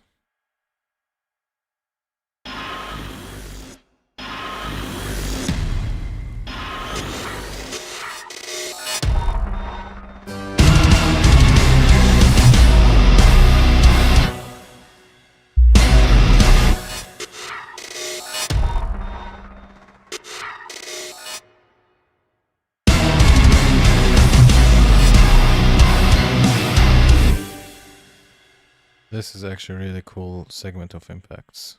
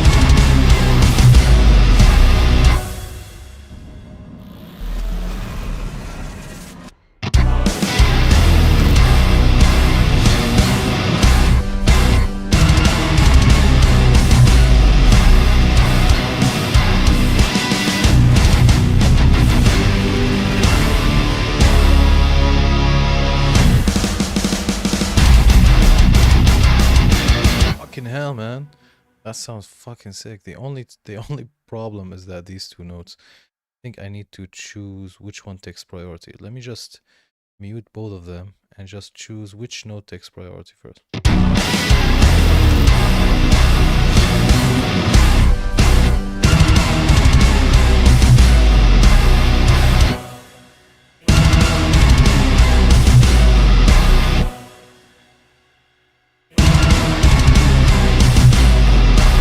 This snare here.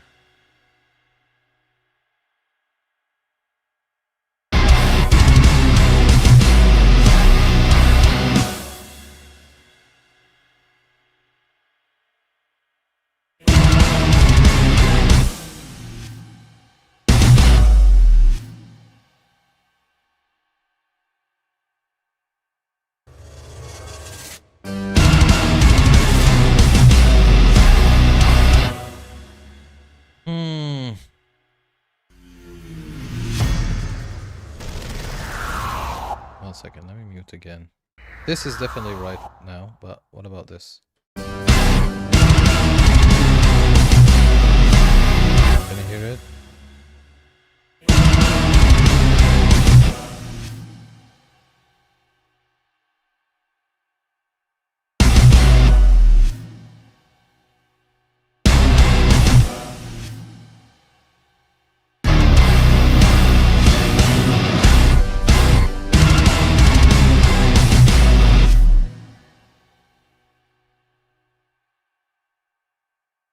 I'm just gonna put it regardless.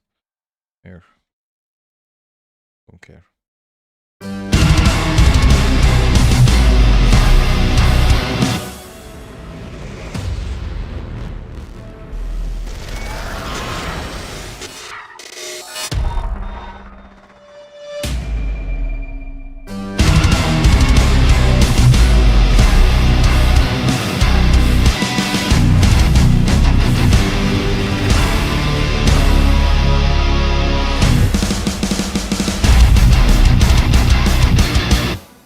Ooh.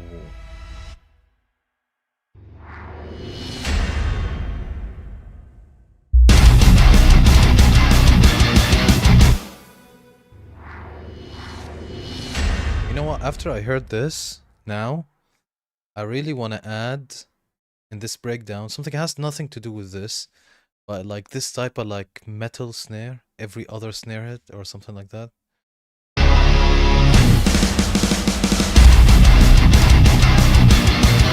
Like here.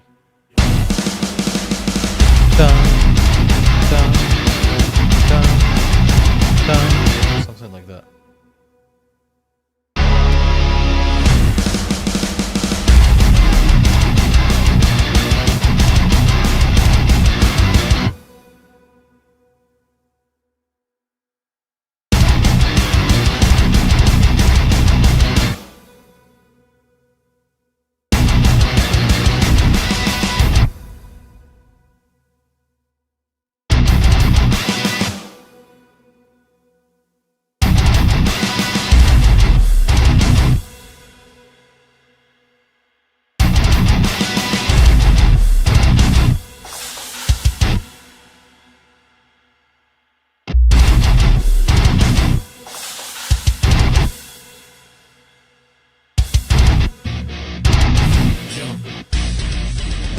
Mameluco Saracino. Thank you so much for the follow on Kick. Much appreciated indeed. And I hope you're joining the I hope you're enjoying the stream.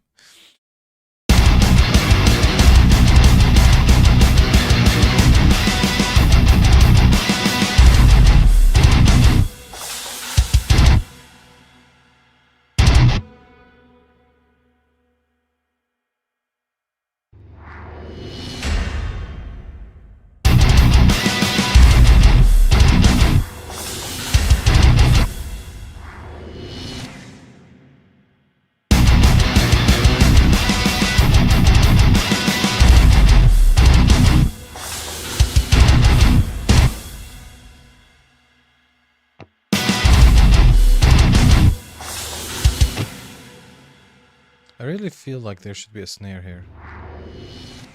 Like my mind's telling me, let me just add a snare, see if it flows naturally.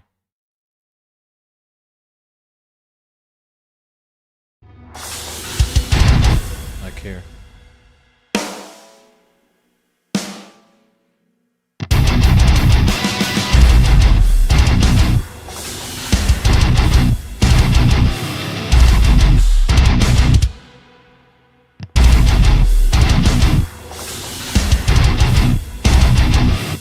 If I don't do this.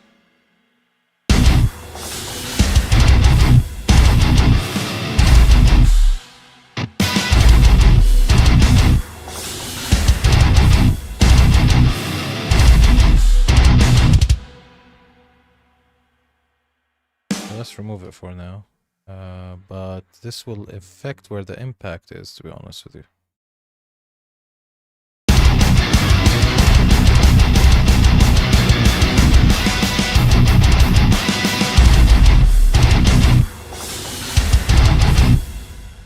Oh, idiots, it should be here.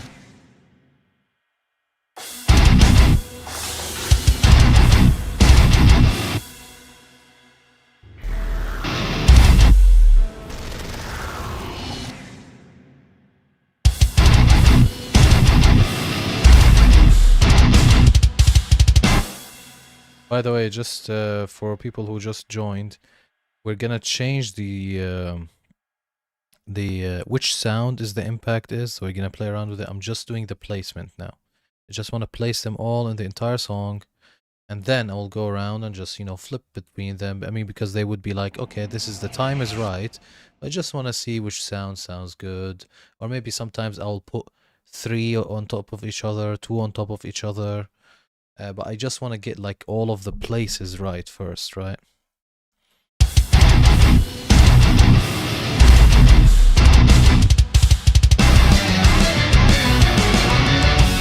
Now, definitely there is one here.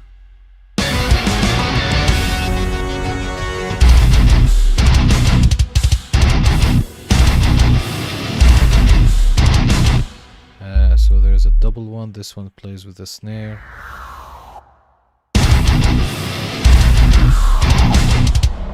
Let me just something more reliable.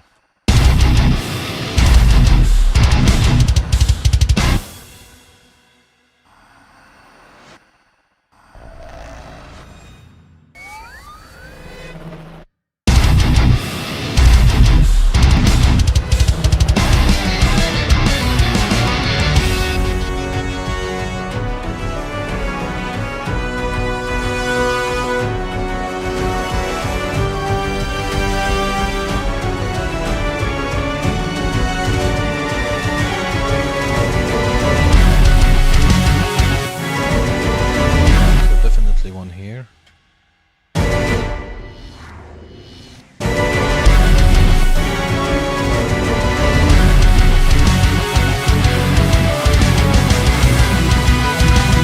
another one here. Let's go crazy on them.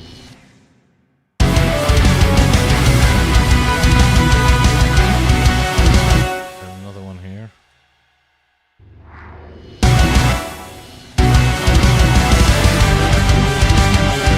Remember, the hit is 2 quarter notes before, so it's right there, yeah?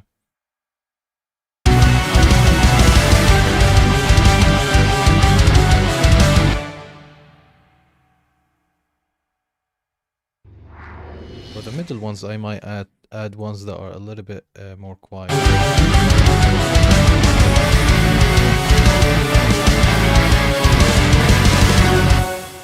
Witterton?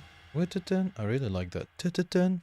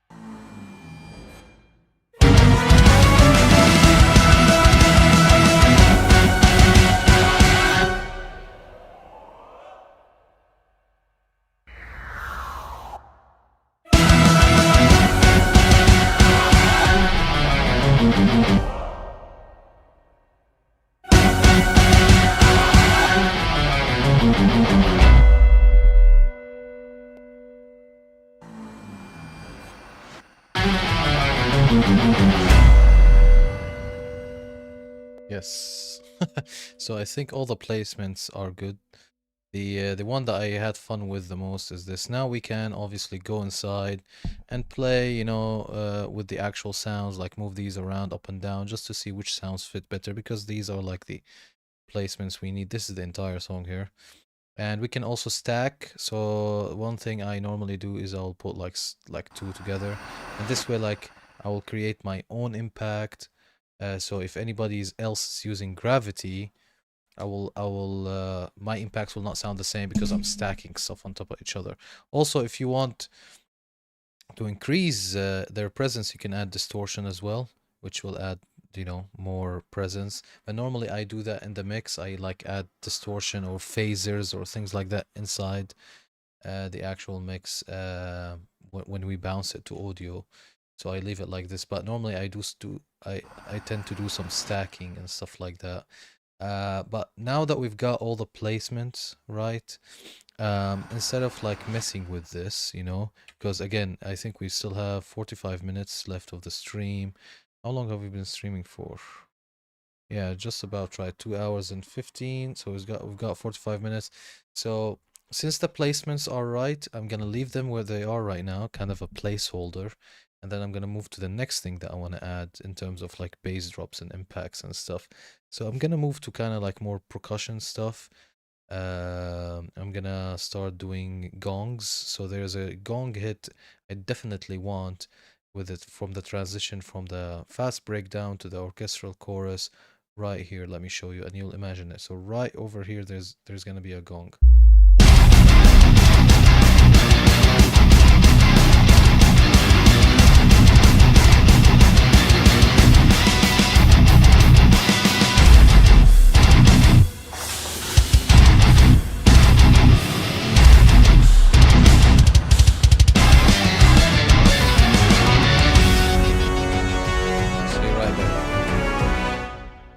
By the way, I just want to check if any of these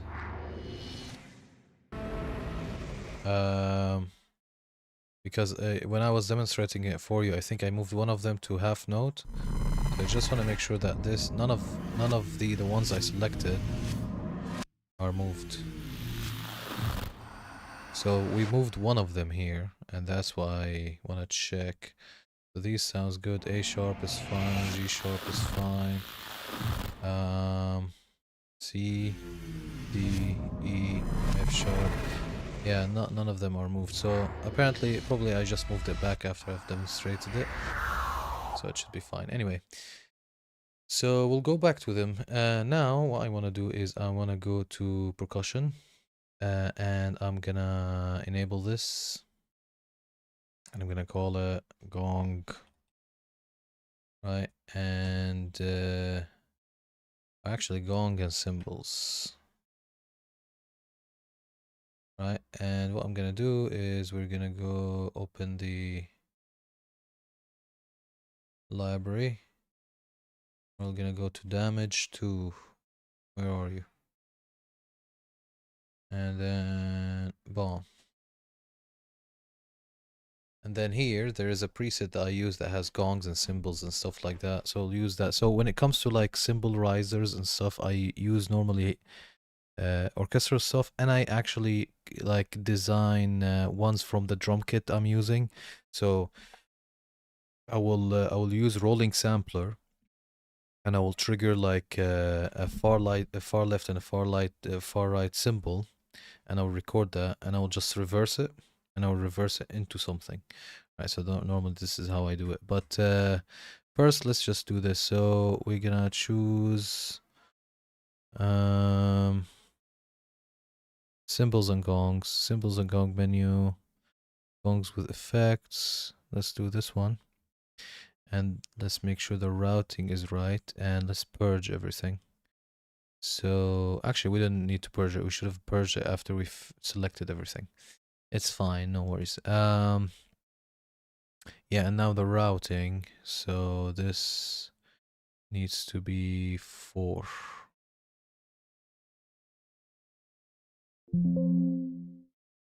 And 4.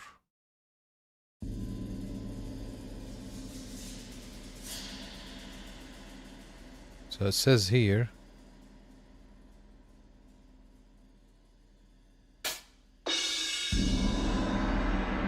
small gong,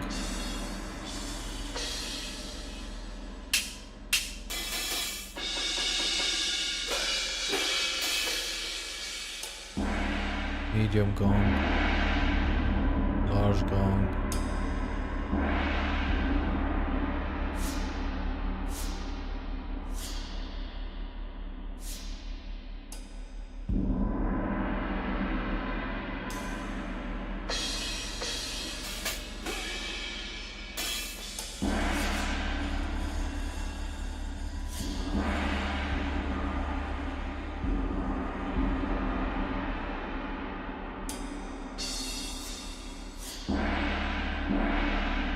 This one sounds good.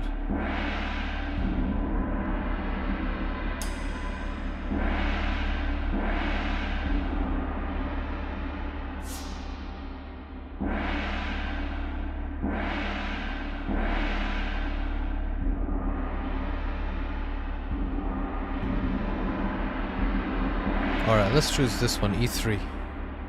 Alright, so what we need is we need to go right there and grab this. Where did we say? Right there. I'm actually gonna, probably because I'm gonna use a lot of symbols here, I'm just gonna mark the entire thing. So let's choose 1, 1. Boom.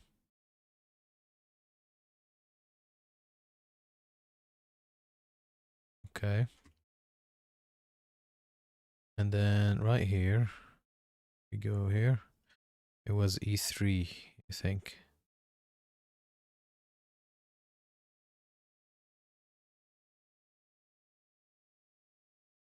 So this one.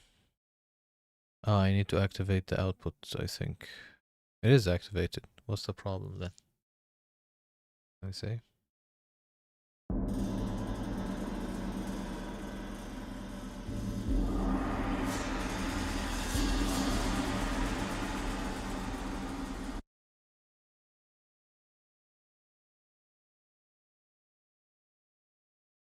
Okay.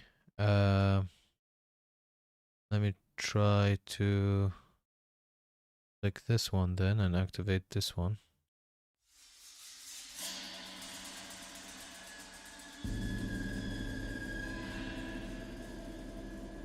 Oh, this is why. Basically, this one that we enabled is not linked to the percussion instruments. So, boom. Now, I think if we go back to here, yes, now it's working.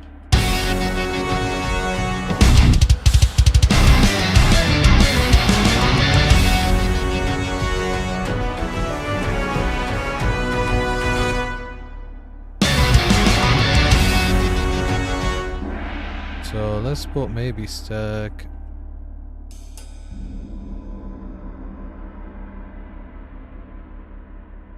the small gong, the large gong, and the medium gong.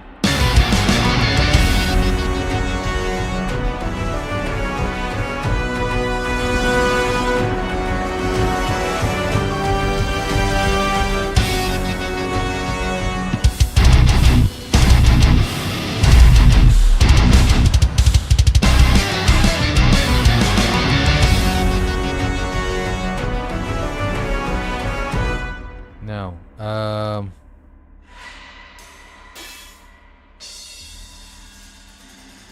we can do a reverse gong. Let me just do, let me just check if I loaded another ensemble. I will just want to see if it comes with it in the effects, in the gong effects. So if I go here, this one, gongs with effects.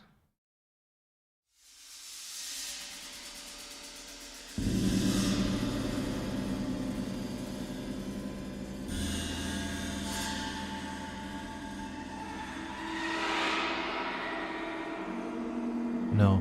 There was another one called Symbolism. This one.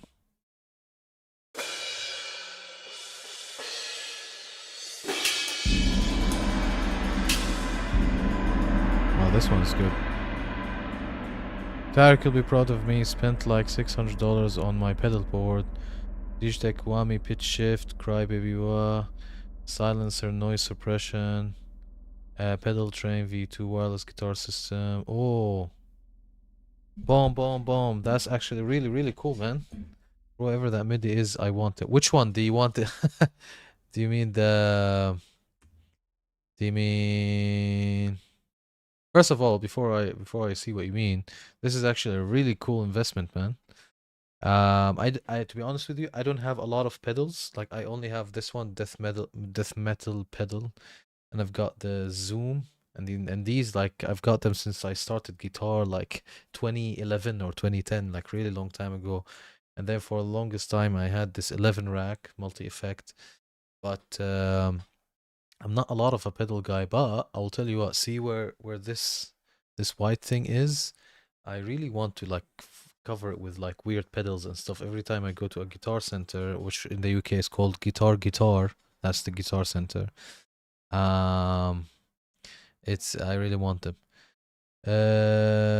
I needed them auditioning for show ready band. They need a lead. Oh, fantastic! Congratulations, man. I hope you get it. I hope you get it 100%. But I think what you've got there is very sick, and it seems like I was gonna say actually. I was gonna say it seems like a live rig is what you've got. Have you considered investing in a quad cortex? I don't have one because I'm a big fan of Neural DSP. Um, I think if I was ever to play live, I've never played live ever, but if I was ever to play live, I would probably get one. That would be cool. But it sounds like, yeah, quad cortex is basically binaural DSP, and let me just show you how it looks like. So if you go here, by the way, I've got new amps from Neural DSP. I kind of showed them on stream last time, but they're actually pretty cool. I took advantage of the 50% sale, so I've updated my Gojira, and I've bought Soldano, and I've bought Rabia. But this is the quad cortex, right? And basically, I don't know how much this costs again because I don't do live stuff. But basically, it's like Axe FX, but for Neural DSP. Why is it not logging in? Go back. Log in. Yeah, so if you go quad cortex, like this is the one basically, right? And basically it has all of the, you can put your tones from Neural DSP into it, and then it take it with you, and like it's the same interface. Fantastic. I think I would get this if I would ever, do live stuff. But it has everything, so you can put like, so this is how the interface looks like, as you can see, it's very similar to the actual plugins. And yeah, you take your tones with you.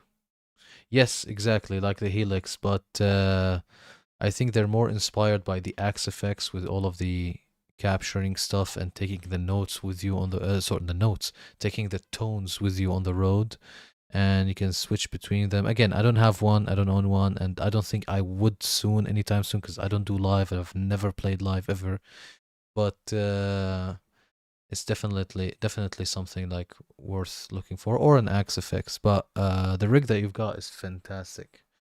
And by the way, I don't know what you were talking about, the MIDI thing, unless you were talking about this effect right here.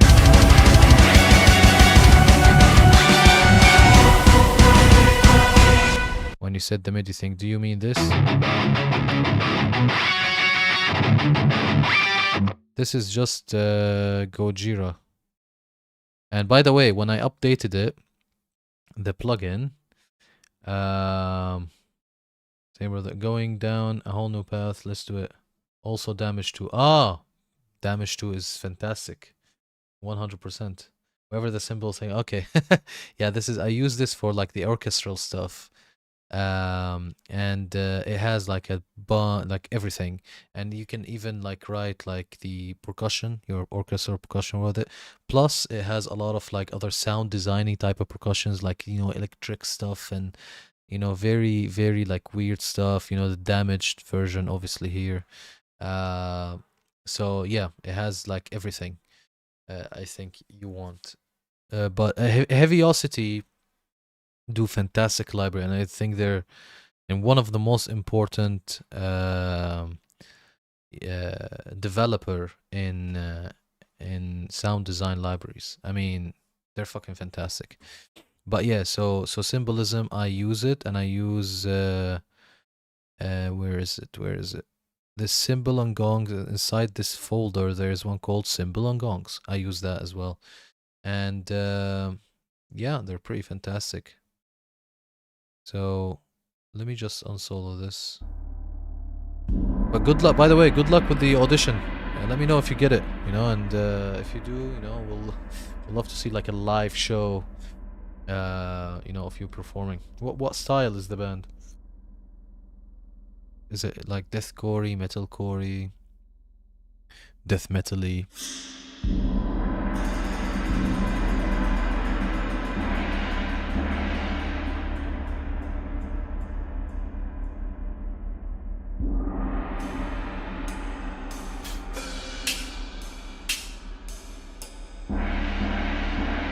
So I'm not sure if this medium gong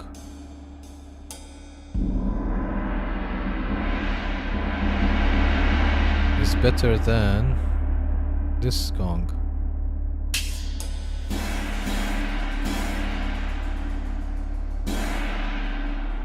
I think it's the same, really.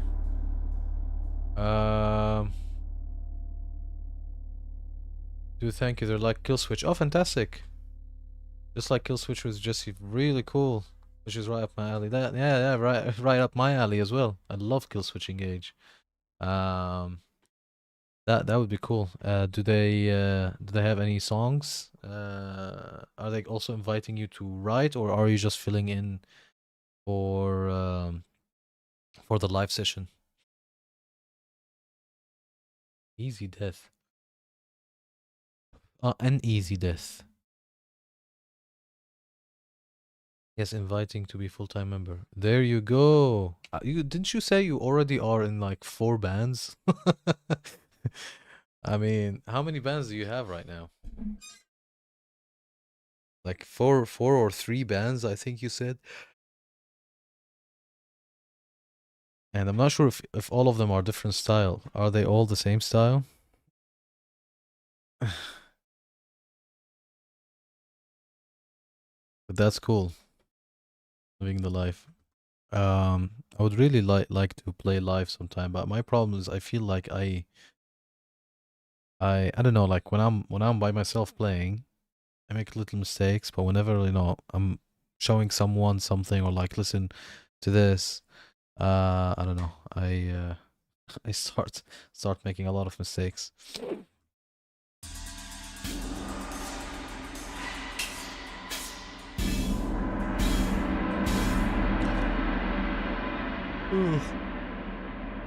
All right, let's stay on this one and delete the other one because it has the same gong. So I'm just gonna use this one. But one thing I'm gonna do, which is it's good if I do it now. I mean, I can do it also if I want to be tidy. I can do it later when it comes to like reversers.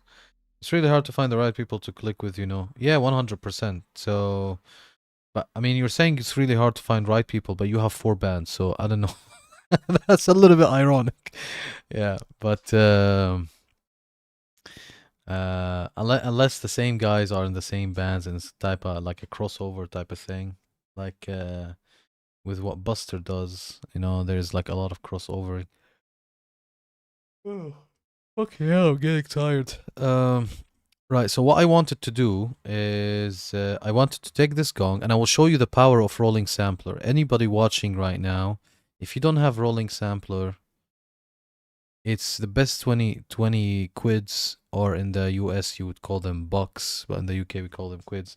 So the best 20 quids you will spend ever is on rolling sampler because and I've used it multiple times on streams, but if you load rolling sampler right here, so which one is this?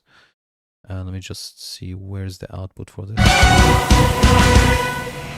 Now we are in gongs and cymbals, so if we go here, let me just check which. Okay, it's this one. So first let me label it before I show you rolling sampler. Alright, now let me load rolling sampler. Rolling sampler. So this is rolling sampler, right? And what it does, where is it? It didn't load? Here it is. Okay. So what rolling sampler does is that when you put it on a channel, anything you play, right, it will capture it. And this is very, very, very quick hack for sound design. So now, if I play this, it will capture this gong sound. See? And the cool thing is that if you've done a cool effect, or if you've put a lot of effects or something like that, or some sound designing stuff, and you want to keep it, import it to the session, and then maybe mess with it again, or something like that, then you can use a rolling sampler. Now that everything is done, look what I'm going to do. I'm going to take this. First, to pause it, you bypass it. So I'm gonna take this, right, the gong, and I'm gonna go to the reverser folder, and I'm gonna put it here. Okay, now it created an audio channel with the gong. Now, why did I do that? Let me show you. First, let me just put this inside here. Let me call it. Actually, when I call it, you will find out what I'm doing. Reverse gong. Yes, you guessed it. I'm reversing the gong. So, let me just see. Did I take it from the right spot? I think I kind of cropped by mistake. So let me delete this. Cover it again like that. Grab this and chuck it here. You click OK. Boom. Let me just see. Not sure why it's keep on cropping it though. Let me just take it from here just for safety measures.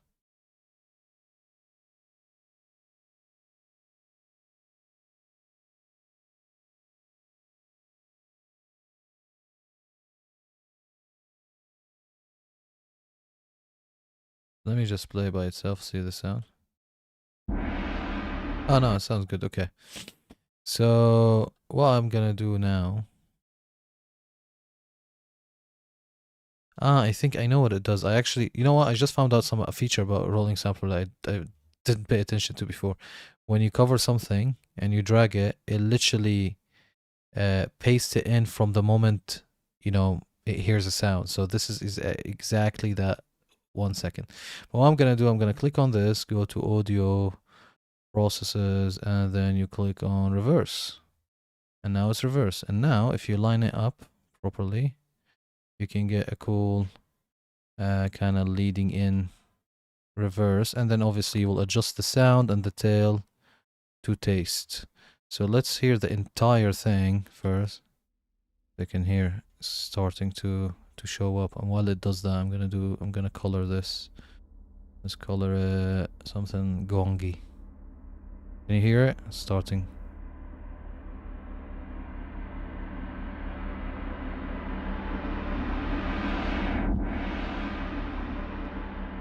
Right. And I think this is playing here.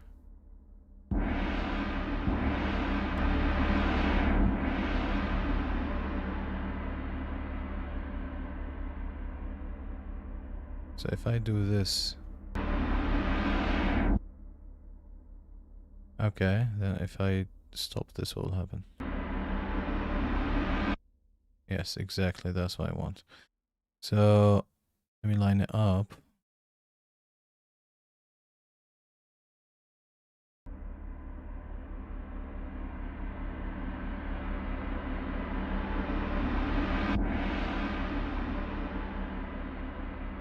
And then this way you'll get like an anticipation effect.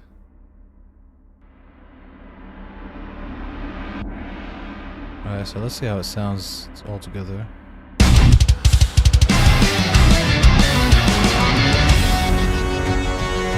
And that's it. These type of stuff is what adds kind of character. So obviously you want this stuff in the as much in the background as possible, but it's for it to add, you know, excitement, and that's it.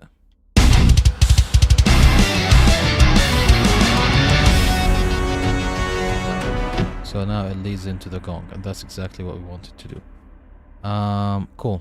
Right, so let's carry on.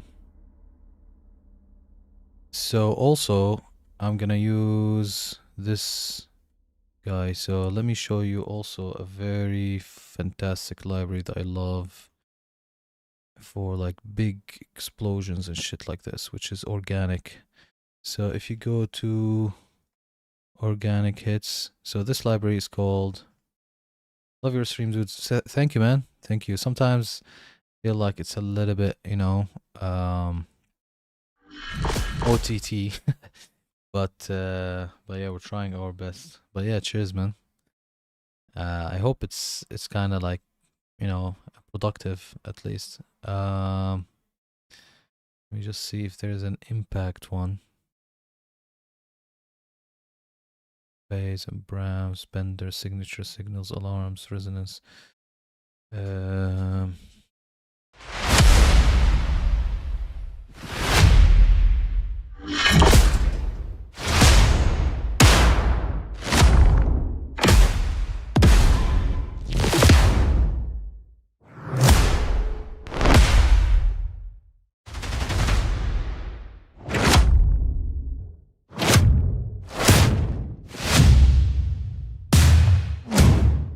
that's really great to hear, man. I'm glad it's inspiring.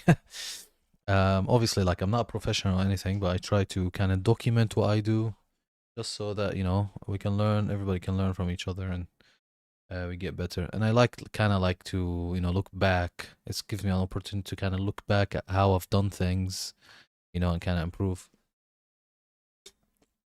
But when it comes to Devastator, obviously,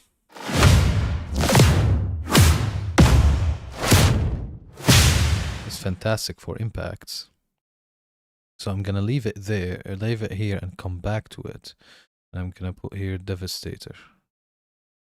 But I'm gonna start doing the reversers, and then when we finish the reversers, probably wrap up the stream. But we would have done like a cool, a good amount of process. So I'm gonna call this Devastator.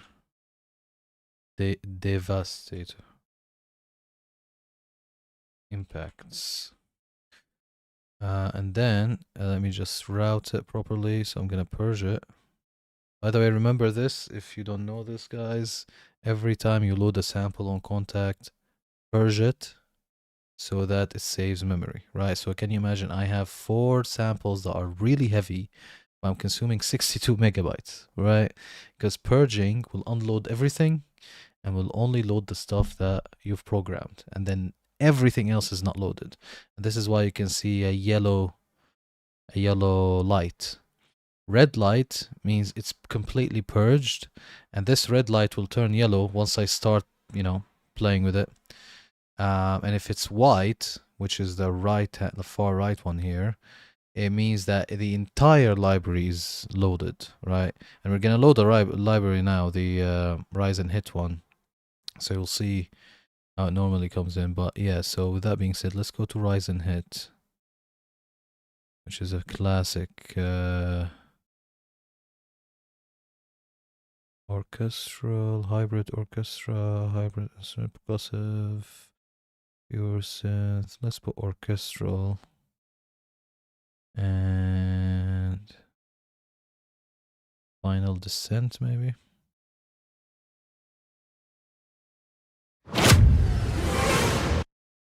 Okay, so normally what I do is I load like one full bar one very long one very short, depending on the segment, and I'll end up with like 4 or 5 tracks of like, half a bar one, a full bar one, all of that stuff. So we'll start with the well, let me just do the proper routing. So if this is 4, this is 5, this means that this is 6, and this should go here. This is 5, and it should go here. All right, so let's see if this is routed. This is 7. This is 6. Okay, so this is where we are.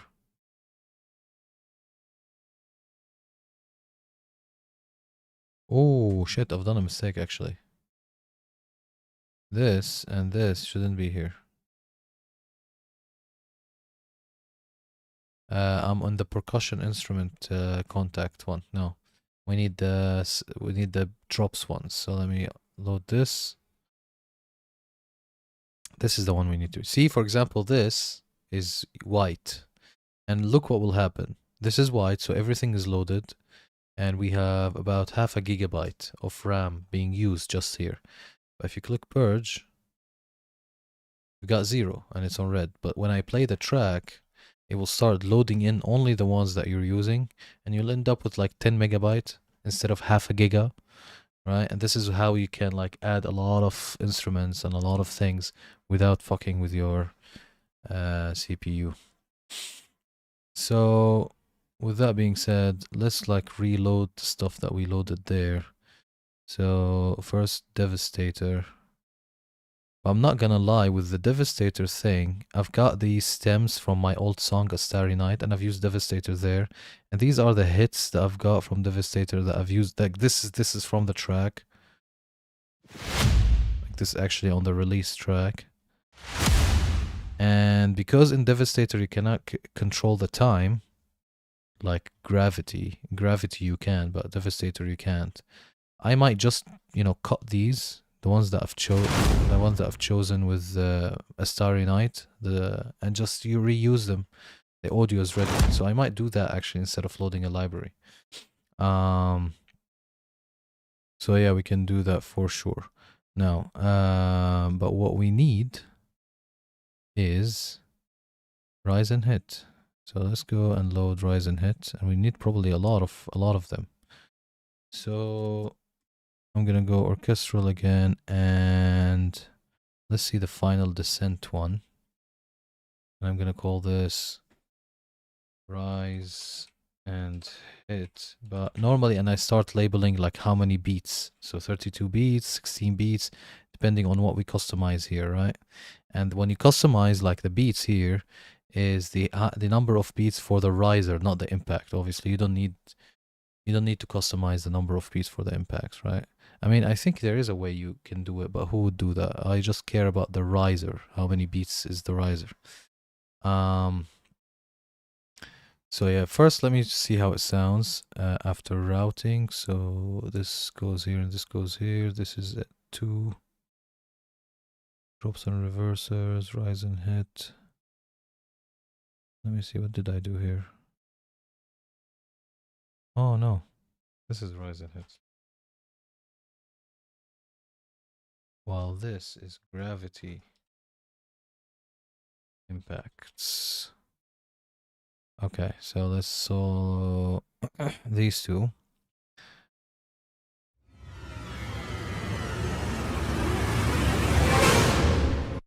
Alright, now first let's play the track and see what do we need. So first, I think in the intro,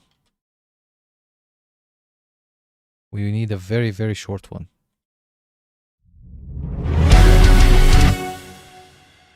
Like maybe like 3 beats maybe? Like this. So this is 1 beat, 2 beats, 3 beats, 4 beats, like this.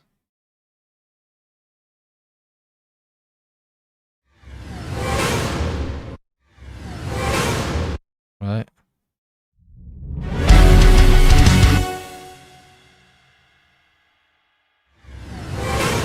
And you can flip between them.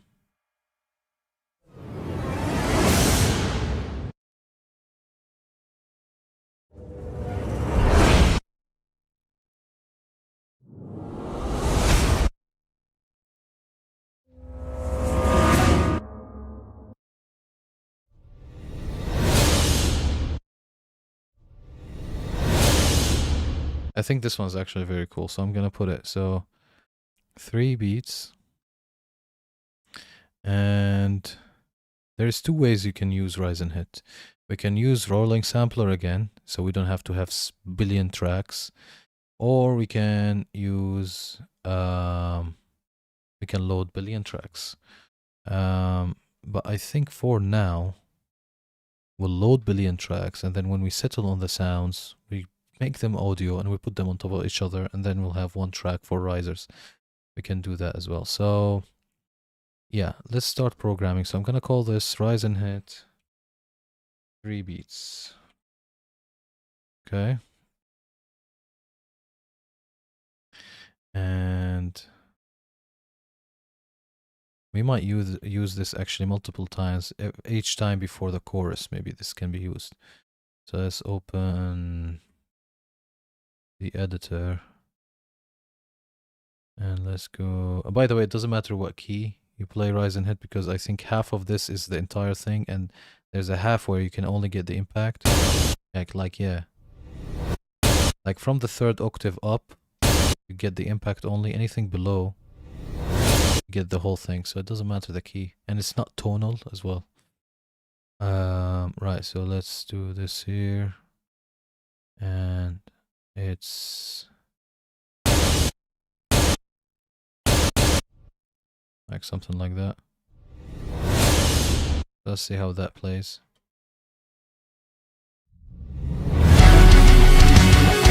Right, something like that.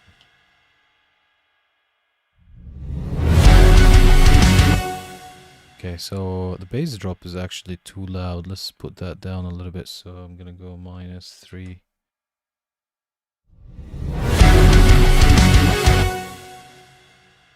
Oh, another thing is when you do reversers, always put an extra bit for the actual impact. Otherwise, you'll only get this swoosh. Maybe put it like this as well. Right, and let's put the volume a little bit down, maybe from contact. Go down 4 dBs, 4.5.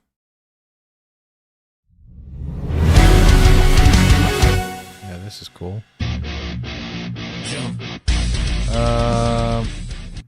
Gaius000, thank you so much for the follow on Twitch. I hope you're enjoying the stream so far. I think we're due for a full song playthrough, to be honest with you. So we can do that. Also, we can, before we wrap it up, if anybody has a song that we should react to, like your song, not like a what do you call it, an established artist song, like a viewer song, and we can actually listen to that as well. This is like a new thing I want to do, where at the end of every stream we listen to one of your songs and just, you know, have fun discussing that. So I'm gonna add it here as well. Oh.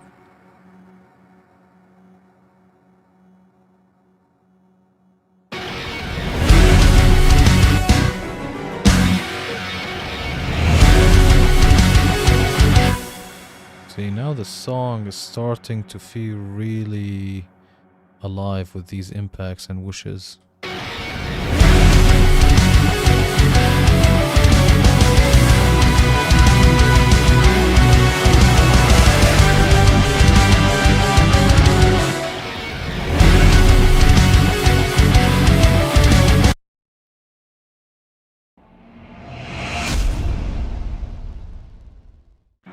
Alright, let's give the entire song a play. And then we'll prepare for wrapping it up.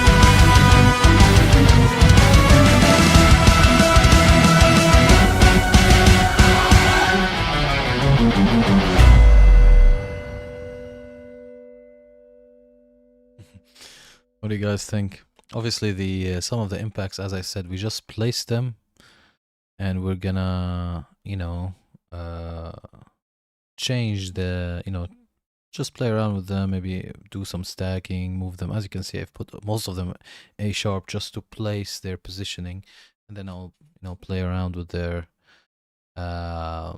actual sounds, and you can change the sound just by going up. So I'll just like for each one, I might like choose a sound and then do some repetition. So when I choose the sounds for the chorus, I'll do them over and over again. For the verse, I'll do them. So it will get that like that. But what was important is for me to just find their place. And when it comes to rise and hit, as you can see, I kind of like demonstrated for how I do it. So I load multiple of them. So you will see in the next session when by that time I would have done all of them off camera. But you get the idea. So basically, I load on each one of these like a rise and hit version, depending on how many beats. So this one, the one that we just used at the beginning, this this is a 3-beat version, and then I will just choose different sounds and different beats just to kind of have like a lot of them. Obviously, everything's gonna be audio before we mix it. So I think that's pretty much it. But yeah, I will do those off camera. And one more thing is I will add also Devastator hits. As I said like a few moments ago, I'm gonna use exactly the same hits that I've used in another song, just because those worked, and I think I stacked some of them. And in Devastator, you cannot control the timing, but in Gravity you can. So I might as well just use the one that worked last time. Um, and I think that would be it. If I finish everything, and I still have time till Friday, sometimes I like to get into a mood where I'll try some sound designy stuff. So at the breakdown, I'll add like a sound of a shutter glass or an explosion, or I think my song Transmissions, at the breakdown there is a sound of a rocket launcher. And then when the moment the breakdown hits, boom, you hear the kind of like the whoosh is the whoosh from the rocket, and the impact is the rocket exploding. So yeah, I'll try to add some of these effects, but that's the gist of it. That's the gist of it. But with that being said, I think I've been working on this track most of the day today, to be honest with you, and I need a little bit of a break for it. So let me go change some mood. And tomorrow I've got work early as well. But yeah, thank you guys for joining today, and we will stream next week, on schedule, Friday. All right, so it'll be Friday, 8 p.m. UK time, and I'm pretty sure that by that time we will just jump into mixing because we're done almost post production. There isn't anything left. Yeah, so I'll just carry on the things that are left a little bit, and I will do some drums, velocity editing, because obviously we haven't done that. The drums is written all of it on 113, which doesn't make sense. So that shouldn't take me a lot of time, like literally probably 10 minutes. I can do that. And yeah, I might also listen to when I'm doing that. I might just see if there's any interesting thing I can do with symbols and stuff like that. So it sounds, better like in a section like this. Maybe I'll add some cool little things, and I'll fix some mistakes. And then the track is ready. I'll bounce everything to audio, tidy up the session, and then on Friday we'll just start mixing. And if we do it correctly, then maybe between Friday and Sunday, we'll finalize the track, and then we'll move on. I've already kind of fiddled about with the track after this. I think it's gonna be really cool. I'm really looking forward to the track after this. It's very groovy. It's very bleed from within, I think. And yeah, I'm excited for that one to see how it will sound. But yeah. So again, we'll see you guys next week. Thank you. Enjoy your week, and catch you all on Friday. See you guys.